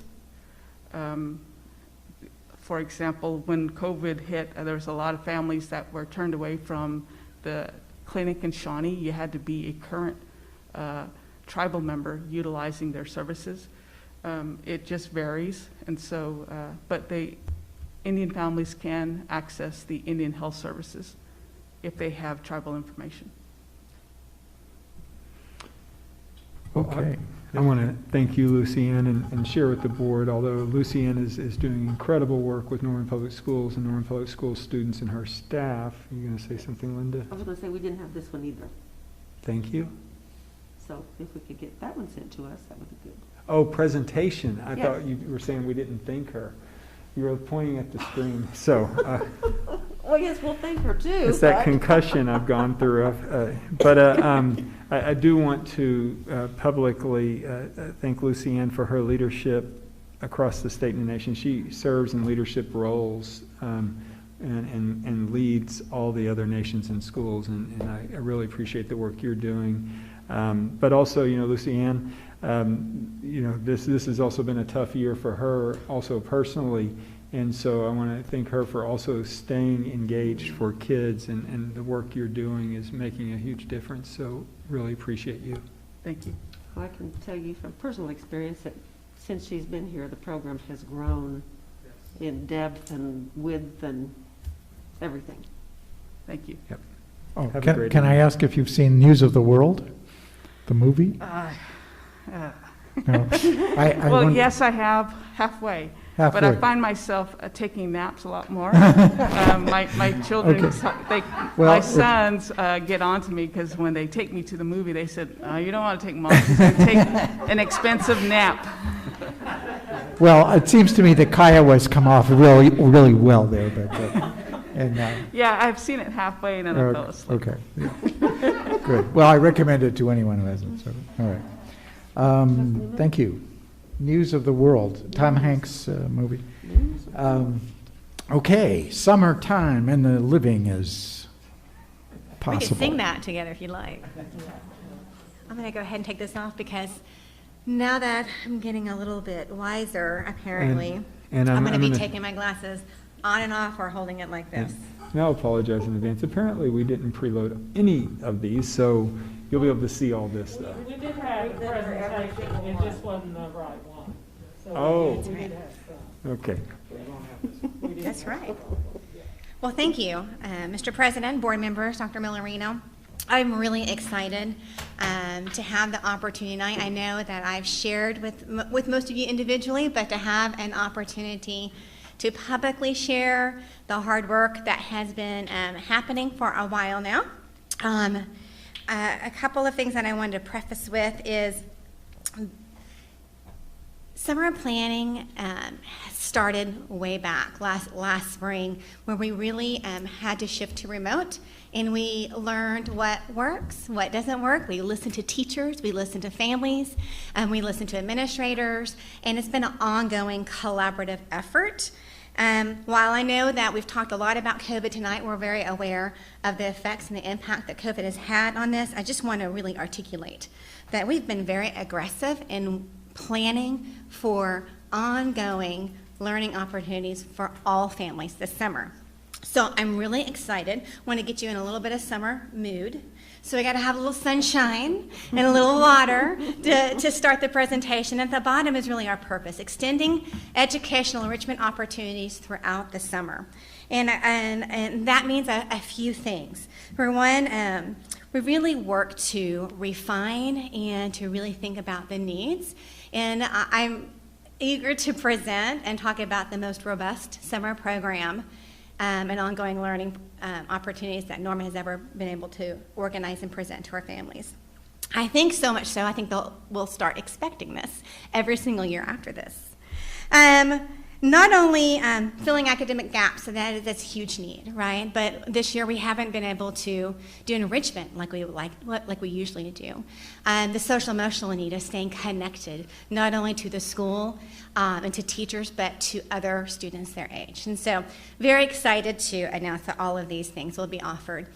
You'll also hear me talk a lot about some programs are tuition-based, but I'm here to make sure to communicate that that is not going to be a barrier. We have really worked hard to plan opportunities and programs, but take away barriers at the same time. So if it's a barrier of tuition, it's not going to be a barrier. We're going to meet that need and make sure students get what they need.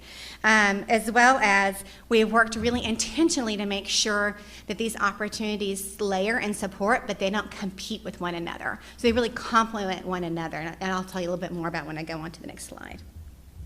So this is an overall view of our summer programs, and we did shift from summer school to summer programs because we've added some new ones. The first four are opportunities for elementary age students, and actually really five, and then the last two, of course, are middle school and high school students. So I'll go more into depth about those programs in the slides. So I'd like to start with summer elementary school.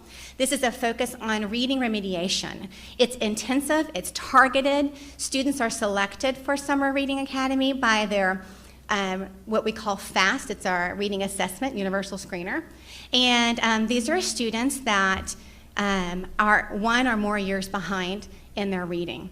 We have expanded this. So typically it's been at one site, and we've served, I think 400 was the maximum students that we served. So we're really expanding that this year to 2 different elementary schools. 2 principals are working collaboratively together to extend that program. It is free to those students that are eligible. It is first come, first serve. We hope to serve at least 700 students this summer. And I say that because we're expanding from 16 days to 23 days. There is a 3-week session in June and a 3-week session in July. Families are invited, and we encourage them to enroll in both sessions, but if that doesn't fit into their schedule, they can do either or. We'd rather have them some than not at all. And so we are expanding that. That's Monday through Thursday, and it's in the mornings. Breakfast and lunch as well. I'm so sorry. Say that again. Transportation. Transportation, yes, sir, is provided, and of course our summer meal program will provide breakfast and lunch for free. Great question. Oh, wait, I forgot. We're also expanding. We have offered this service to 4th and 5th grade student English language learners, and we're also expanding this to our 4th and 5th grade students that are on an IEP as well, so expanding there. This is brand new, so opposite. So in the morning, they can come and they can get intense reading remediation. Woo, it's hard to say that 3 times. And then they can stay. They can eat lunch. They have an opportunity to stay and get some enrichment in the afternoon. So Summer Enrichment Camp is open to any elementary age student that wants to enroll. It is tuition-based, but again, that's not going to be a barrier for us. It's Monday through Friday, and it's 1 to 4. We also talk about removing barriers. We know we have working families that might not be able to get there at 4 o'clock, so really having some extended care options for families as well. So this is kind of one of the things sometimes camp is hard. Working parents can't get them to and get them from, so we're hoping to really include students that may have never had a camp experience before. We're really excited about that. Questions about enrichment camp? Should be a lot of fun. I will tell you, it's not on this slide. We're accepting proposals from Norman Public Schools teachers right now. Anything from any fine arts, theater, singing, instruments, dancing, to sports and recreation, so they're getting moving and get their heart pumping, and of course STEM and lots of other areas. So we're excited to be offering that to our students. Camp Invention is a STEM-based day camp that we have had the past 3 years. Last year, of course, was virtual. It'll happen at Wilson, and this is 1 week in between reading in summer camp, the June session, July session. So there's exactly 1 week in between those sessions that if families want to enroll, they can enroll. It's 9 to 3:30 with extended care option as well. And so again, a fantastic opportunity. These are highly engaging, and we've had lots of good feedback from parents and teachers on Camp Invention. Can you touch briefly on the tuition-based and scholarships and so forth? We can. For Camp Invention specifically, All of them. all of them I can. So let me go back real quick. Right here, Summer Enrichment Camp is $75 a week per child. Of course, we're working on getting donations and scholarships set. But again, regardless if we have funds or not, if a student needs it, a family needs it, we want to provide that for them. And that, yeah, she did not say it's $75 a week. A week. Yeah. Where everything else is, if you go somewhere else, it's 3 times that amount or more. So, Really wanting to make it an affordable option. And then Camp Invention's a little bit more expensive. The full tuition is $235. However, there are discounts and again, scholarships are available. I know that we have some Title II funds secured as well for families and for students to enroll in that if they can't afford it. Thank you. Summer Care, NPS Summer Care is actually piloted last year with our employees that worked during the summer through COVID. It will be located in Eisenhower. It is tuition-based as well. So this year we're expanding and we're providing to all employees and some information about that. Because we're expanding summer school and we have summer enrichment camp and we've got all these opportunities for our NPS employees to work in the summer. And we also want to provide a service for their kiddos by not taking away spots in some of the other programs. So being able to provide them a service, but also continuing to have open spaces in all our other programs for students that are not employees' children. It is tuition-based. And it is week by week. It's Monday through Thursday with options to drop in on a Friday, and that's for elementary age students.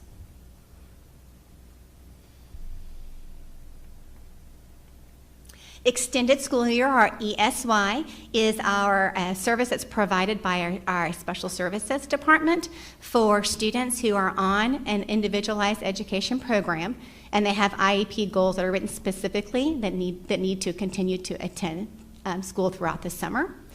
They have also expanded this program. Typically it's been Tuesday, Wednesday, and Thursday for 16 to 17 days, and they have expanded to mirror the elementary school program. So it's going to be Monday through Thursday for 23 days this summer. And again, this program is free at no cost to students.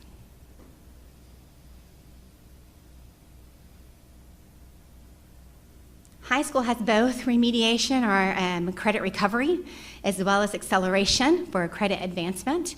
And we're happy to offer, last year everything was virtual, and there were some students last summer in credit recovery that was virtual as well as this year. It really struggled, so we want to go back and offer an in-person option for those credit recovery students, as well as an online option for those students that can't come in, or maybe they have a reason, maybe they're traveling or doing some other things that they still need to recover credits. Credit recovery is for Norman students only.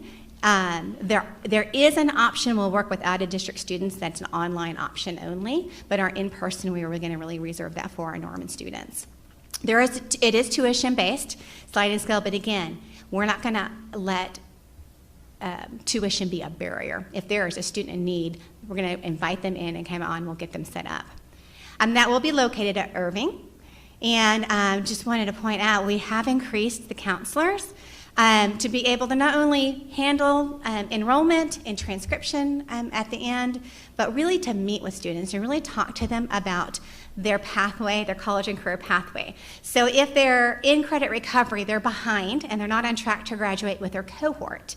And so really talking about that plan. So what are we recovering in the summer, and what's the plan the next fall, the next spring? We want to prevent them from having to have need summer school the following summer. So really looking at that long-term plan through graduation and beyond, and really help these kiddos one-on-one. So excited to increase the counselors for our high school in-person credit recovery. Credit advancement is all online. Students can take a variety of courses to get ahead. It's open to in-district as well as out-of-district students. It is tuition-based. We are using the platform of Edgenuity, which is what we've used this year. And progress is monitored by the summer school principal, which is Sherry Gately, as well as the counselors.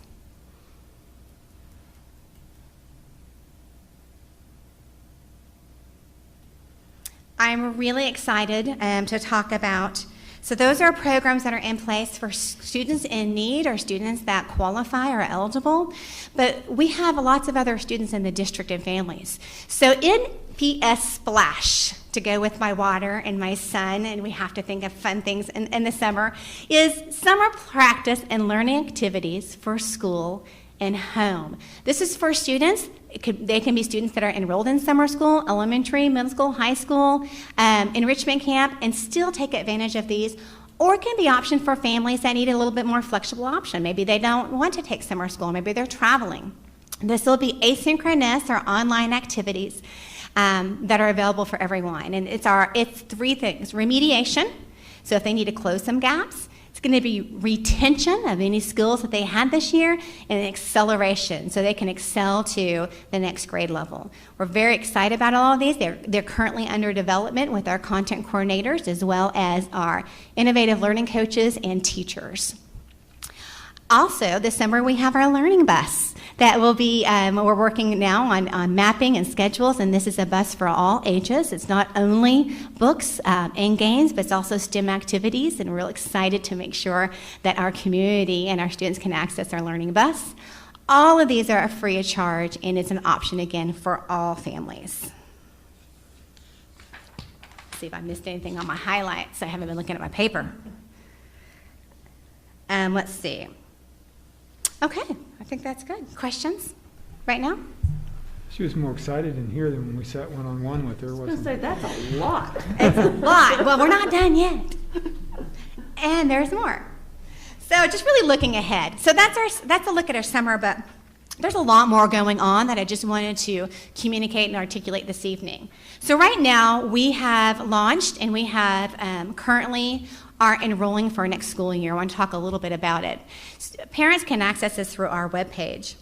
But I wanted to tell you and remind you that every year we look at our enrollment process, our pre-enrollment process. We take feedback from families, from staff members, from administrators, what worked, what didn't work. Last year, with everything being online, it was the first year we had to have contactless everything through the summer. And so we're used to doing some online registration, but we had in-person enrollment confirmation. It was really difficult, and I will tell you, the process wasn't perfect last year. There was a lot of room for growth. So we really looked at that. We've really refined our process for this year. We've really streamlined it and made it a lot easier. It's a two-step process for families right now. And again, we've really thought about, with feedback from principals, from teachers, from Janet Gordon with our Spanish-speaking or non-English-speaking families. What else can we do? What other barriers can we remove to make sure that enrollment and pre-enrollment is friendly, user-friendly, and welcomes people rather than creates another barrier? So there are lots of options this year. Of course, online is the way we want to go, and everything's going to be digital because of our student management system. But schools are working individually with families. And the reason why is they know their families best.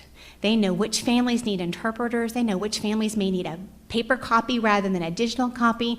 They're inviting families in. They're also reaching out to families that have left and making sure they have information, inviting them back in. So we're really customizing and personalizing, as well as the broad pushes, right? We get the email of, hey, don't forget, enrollment's now. So we're really trying for this broad district communication all the way down to the site-specific communication. One great example is last week, Jackson Elementary had a book fair / pre-enrollment night. They had interpreters on site. They scheduled appointments, and anyone, whether you are English-speaking or non-English-speaking, you are welcome to come and get help pre-enrolling. And it was a great success. I was very thankful. But every site is looking at their families and their community and determining what do they need to do to help their families. Let's see. In addition, I mentioned new families or families that have left. We really want to bring them back home.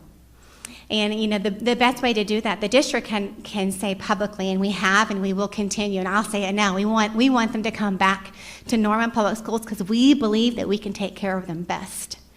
But that personal connection, they're really connected to their community school. And so principals and teachers all year long have been reaching out and continue to reach out to those families, inviting them back, asking the needs. Some have already come back. Some have said no thank you, and some are still thinking about it. So we continue to provide pre-enrollment, summer enrollment. We'll continue to provide to those students that used to be, but we also want to come back home. And then last but not least, anyone that has questions, whether it's summer program, enrichment, pre-enrollment, if anyone has questions, they need help, whether they know how to access it, they need translation, whatever they need, we highly encourage them not only to reach out to the school site, but they can also call here to Student Service, and we'll be more than happy to help them with anything that they need. And I think that was it. And Holly, to add one thing to that, we are sending out, if we haven't already, a message to everyone in regards to the summer programs. It's on the Yes, sir. website, but Yes, sir. in our conversations, we're even pulling in addresses of students who aren't currently active, if we have active email addresses. So we're real cautious about that because it can be spamming. A lot of people, if they're in California, we don't know if an email sometimes is where it's going. So we're very selective because we don't want to frustrate people. Our current parents sometimes get upset with the number of emails that go out. But really trying to, for these summer programs and in pre-enrollment, but more so the summer programs, to let people know we're still here. We have things for you, whether you're actively enrolled or not. Okay, good. All right. Thank you very much. And I'll end on my favorite slide. Just think sun and water. I love it. That's me too, Holly. And this is incredible. And I think what you've done is fantastic. And I hope there's so much excitement from our parents to our students and also teachers. I hope the teachers get this and are excited to be a part of it, and I almost hope that there's a waiting list for teachers that really want to participate, but I know. So are you feeling from the teachers? I am. I've received a lot of positive feedback, a lot of interest, and so I'm very excited. I think they're excited too. All right, thank you. Thank you. Great job, Holly. Thank you. Yes, thanks. I cannot believe that we're going to talk about the calendar again. But I think this is something that happens all the time, right? I know. I think, Mr. President, Dr. Miliarina, members of the board, I wanted to say I come to you annually, but it feels like I said I come to you weekly to talk about the calendar. This really is an annual request that I have to do before September 15th of the ensuing year. In 2009, the legislature set a minimum for schools. Through our accreditation process, we either have to meet 180 days of instruction or 1,080 hours of instruction each year. And we actually come to you and ask for the option of doing hours, and we typically have built our schedule around hours since that legislation passed. This is a really confusing concept for those that don't work in the calendar a lot. Why do hours instead of days? Well, we already go above the minimum for the amount of hours we go to school daily. The minimum is 6, and that's before you back out lunch. So even after backing out lunch and breakfast, Norman Public Schools goes 6.25 hours a day. We want our kids here, we want them with us, we want them learning. In addition to that, we have a minimum requirement that we do 30 hours of professional development each year. And 12 hours of parent-teacher conferences. And all of that at minimum has to equal 1,080. I will tell you in Norman Public Schools over the past 6 years, we average 1,095 hours, and that's everything from 1,081 one year to over 1,100 another year. The other advantage to that, and boy did we feel this year, we always stipulate on our calendar what holidays Non-instructional days we could take back if necessary for inclement weather or for an emergency situation.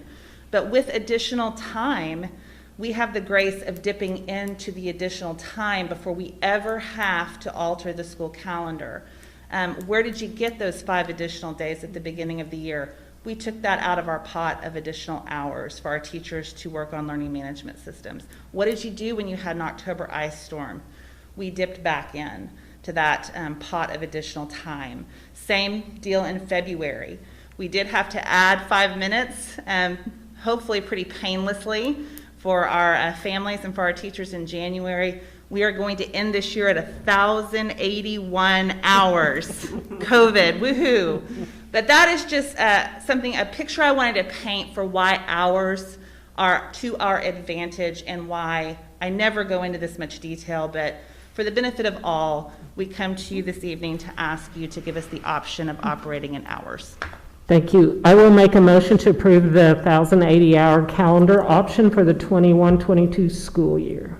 Second. Clerk, call the roll, please. Dan Snell, Yes. Cindy Nasher, Yes. Linda Sexton, Yes? Dirk O'Hara. Yes. All right, thank you. Thank Brenda, tell us about lunch. You don't talk to me about dinner. I will. So we want dinner, not lunch. I know, it's like, what are we doing about eating? It's beyond dinner. Hey, I'm bringing for you tonight an action item for our lunch price meal increase. Meal crease. That's a new one. Lunch price meal increase. Get it out of my mouth in a minute. The Healthy Hunger Free Kids Act of 2010 stipulated that school districts need to be looking at their price they charge for a paid lunch compared to what the average is, the difference between a reimbursement from the feds for a free lunch and for a paid lunch. That difference between that we get reimbursed on a free versus paid is $3.25. Currently, our lunch prices are $2.80 at the elementary and $2.95 at the secondary. So we're under that required $3.25 per lunch.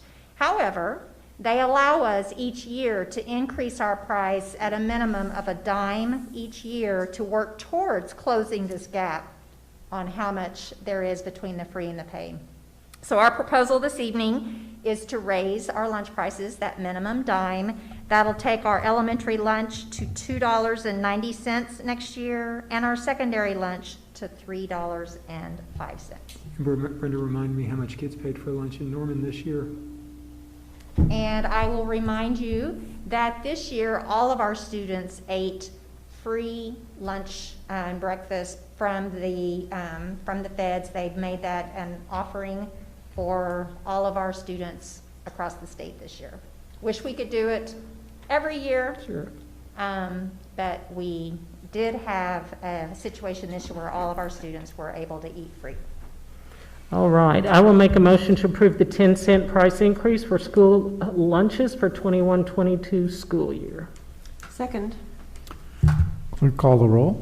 Dan Snell, Yes. Cindy Nasher, Yes. Linda Sexton, Yes? Dirk O'Hara. Yes. Thank you, Brenda. Is there new business? No new business. No new business. Administrative staff report.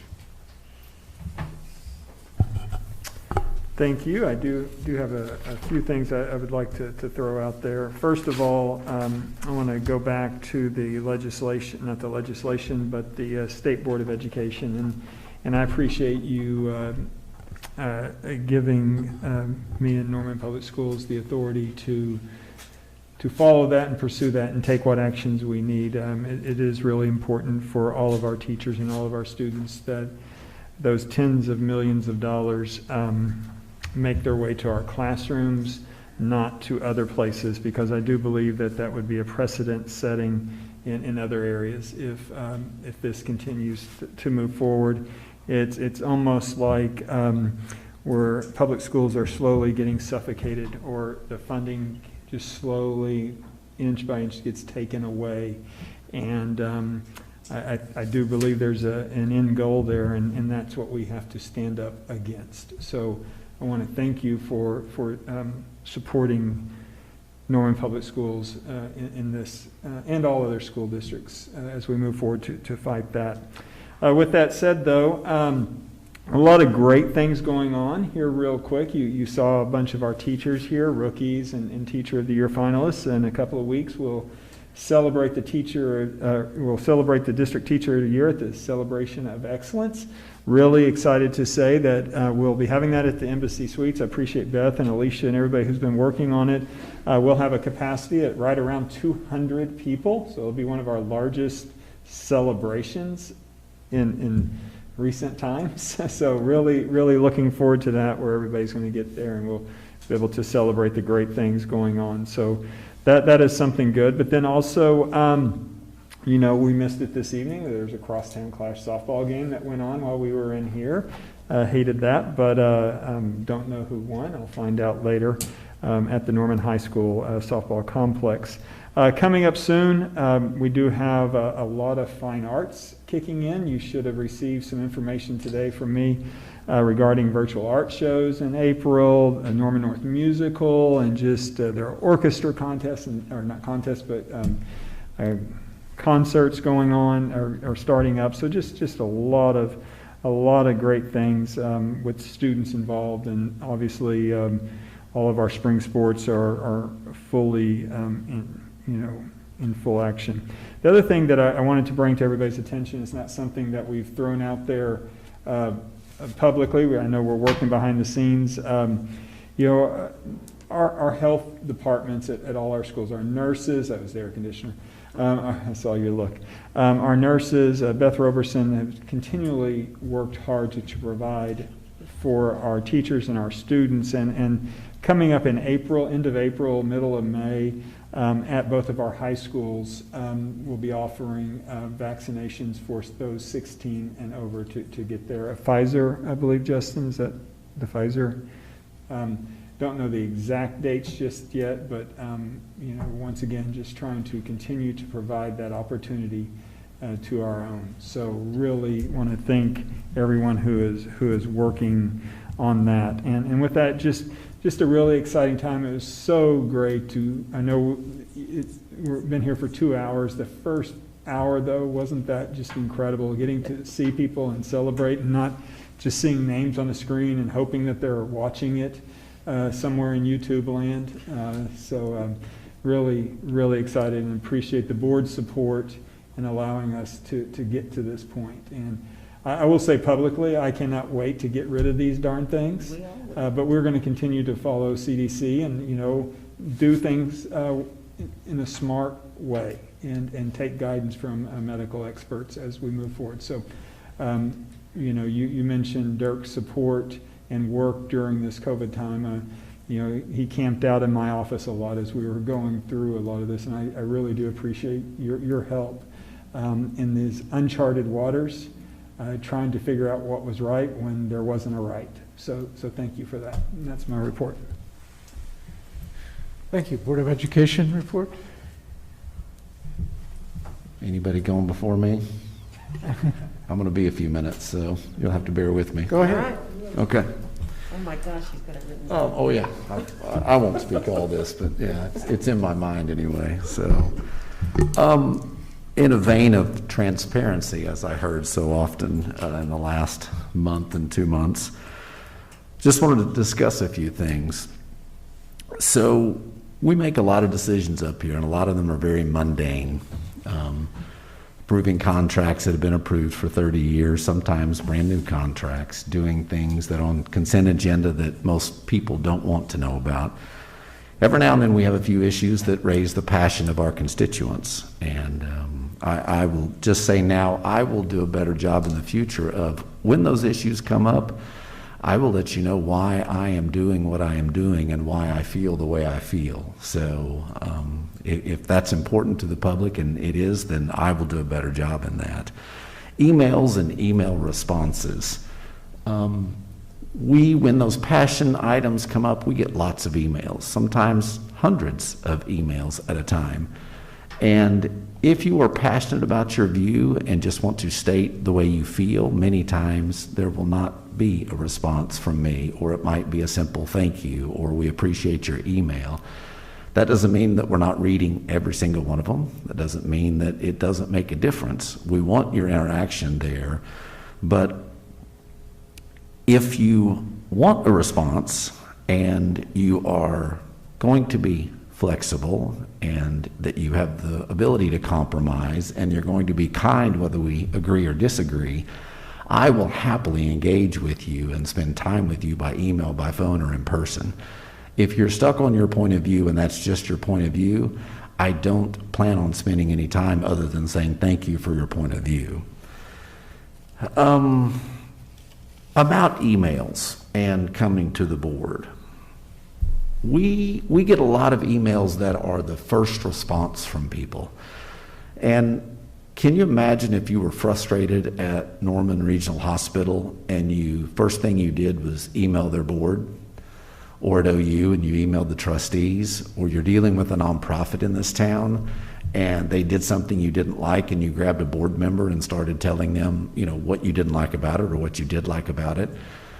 There are people running these organizations that are experts in what they do.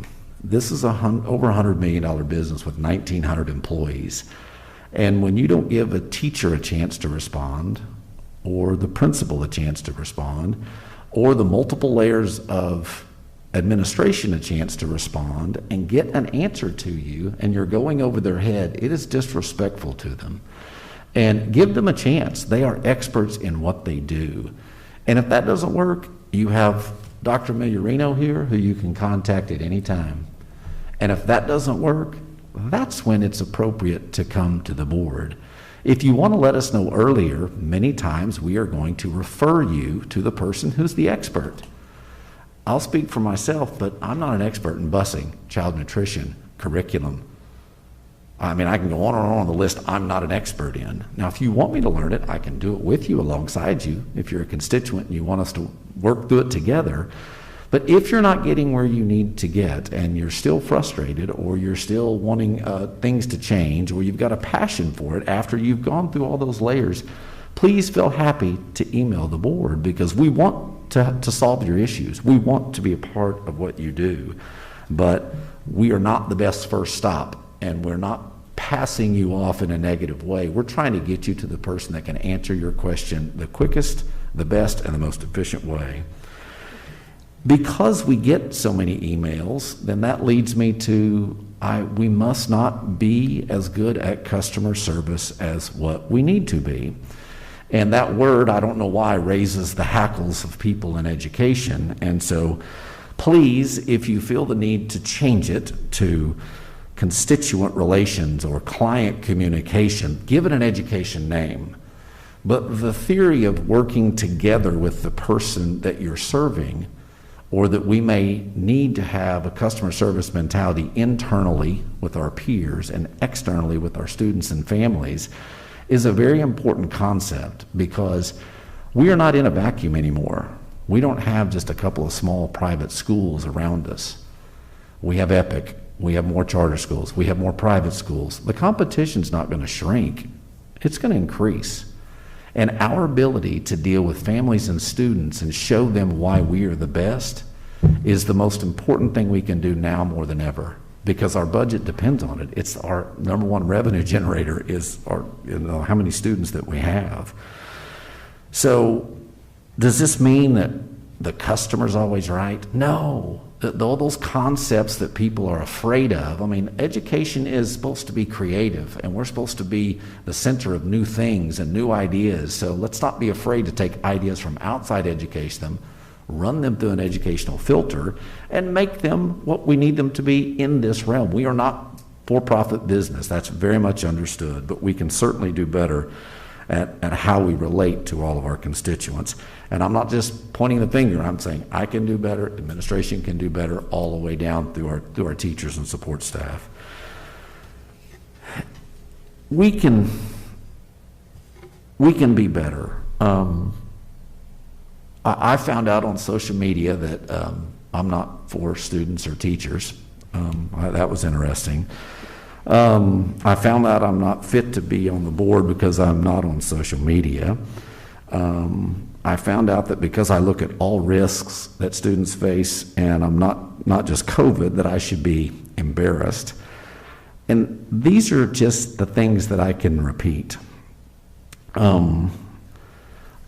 It's one reason why I'm not a fan of Facebook, besides the fact that it's the largest private invasion that we've ever had in the history of the world, as they map every click, know what every application on your phone, the information in all of them, and then they gobble that up and batch it together and sell it to people to advertise and, come after you.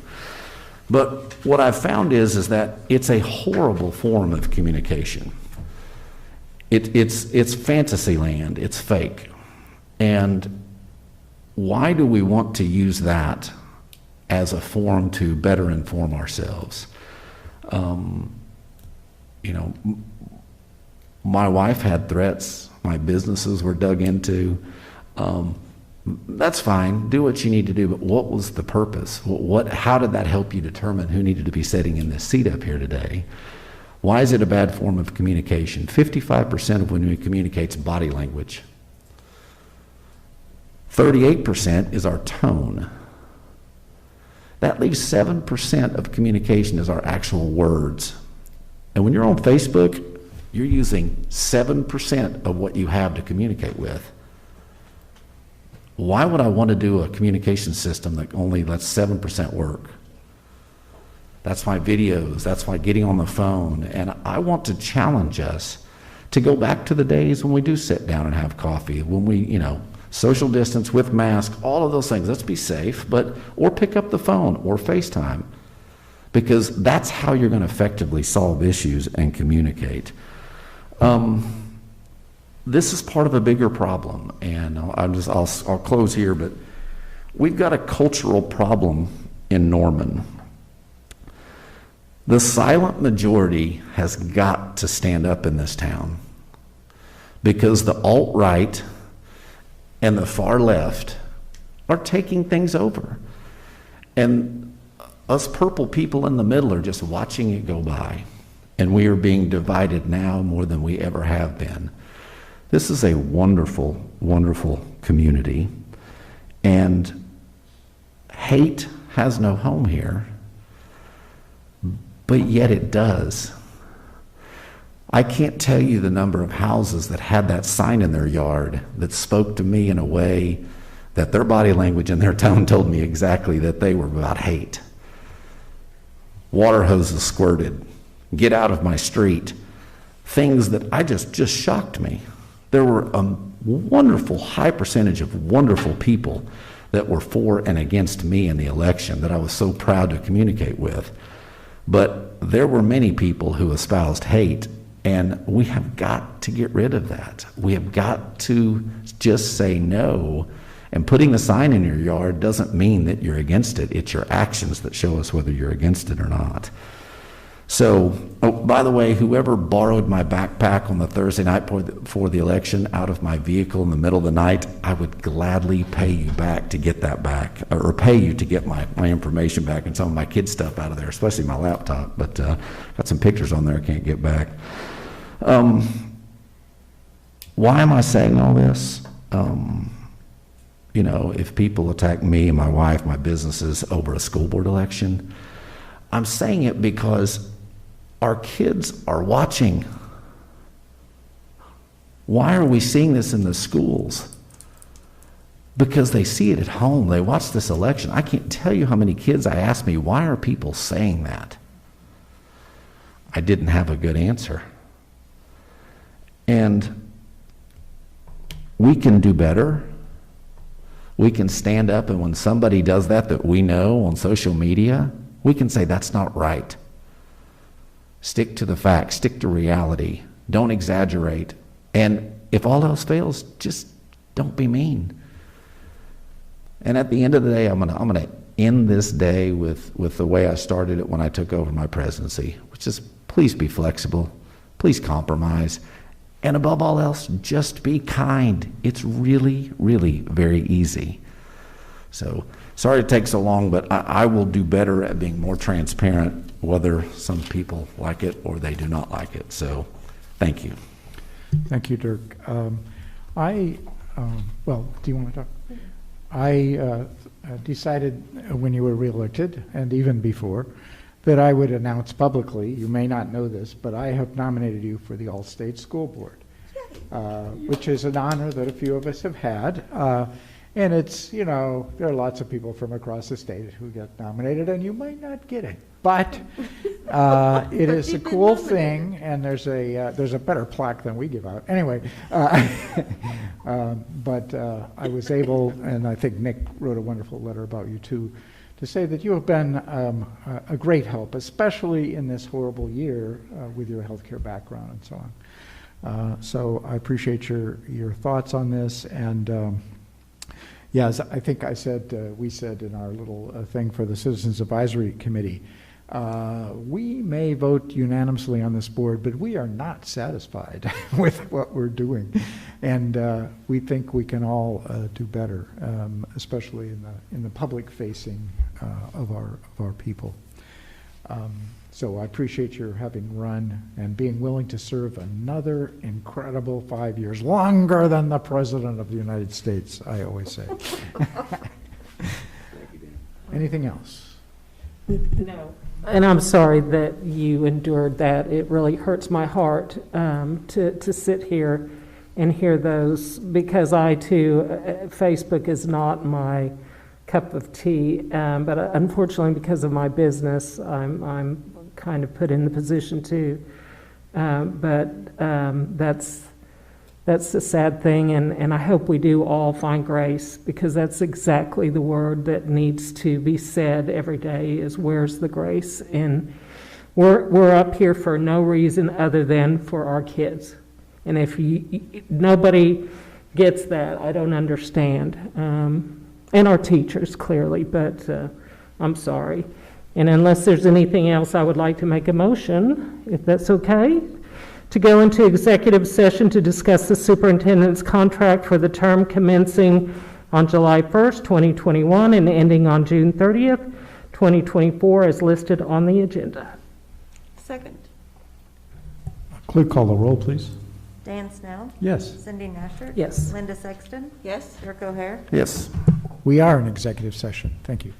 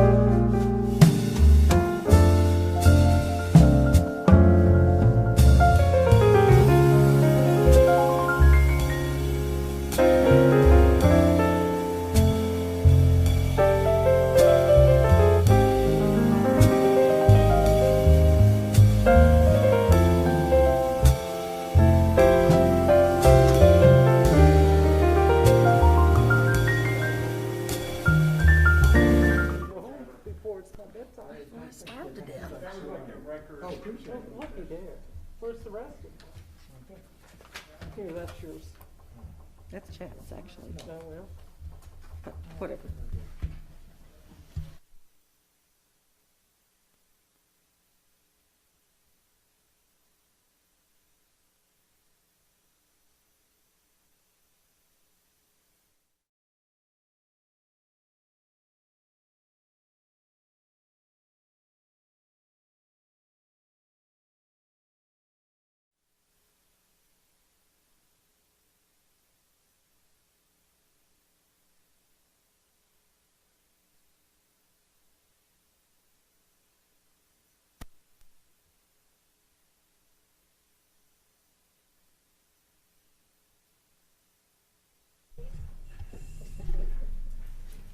Is there a,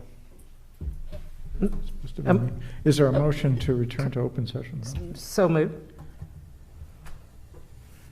Hearing no second. Oh, second. Clerk call the roll. Dan Snell, Yes. Cindy Nasher. Yes. Linda Sexton. Yes. Dirk O'Hara. Yes.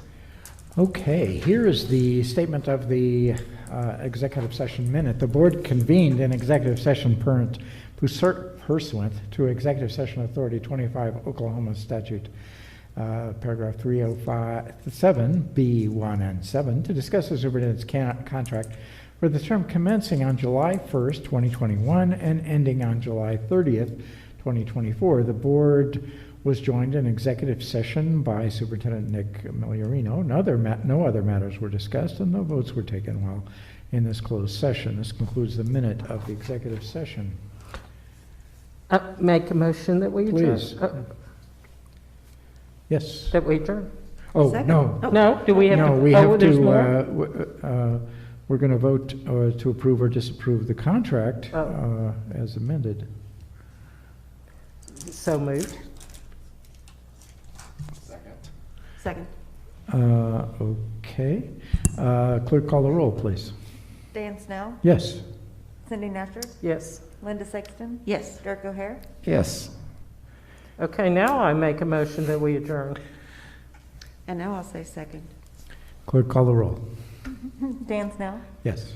Cindy Nasher. Yes. Linda Sexton. Yes. Dirk O'Hara. Yes. We are adjourned.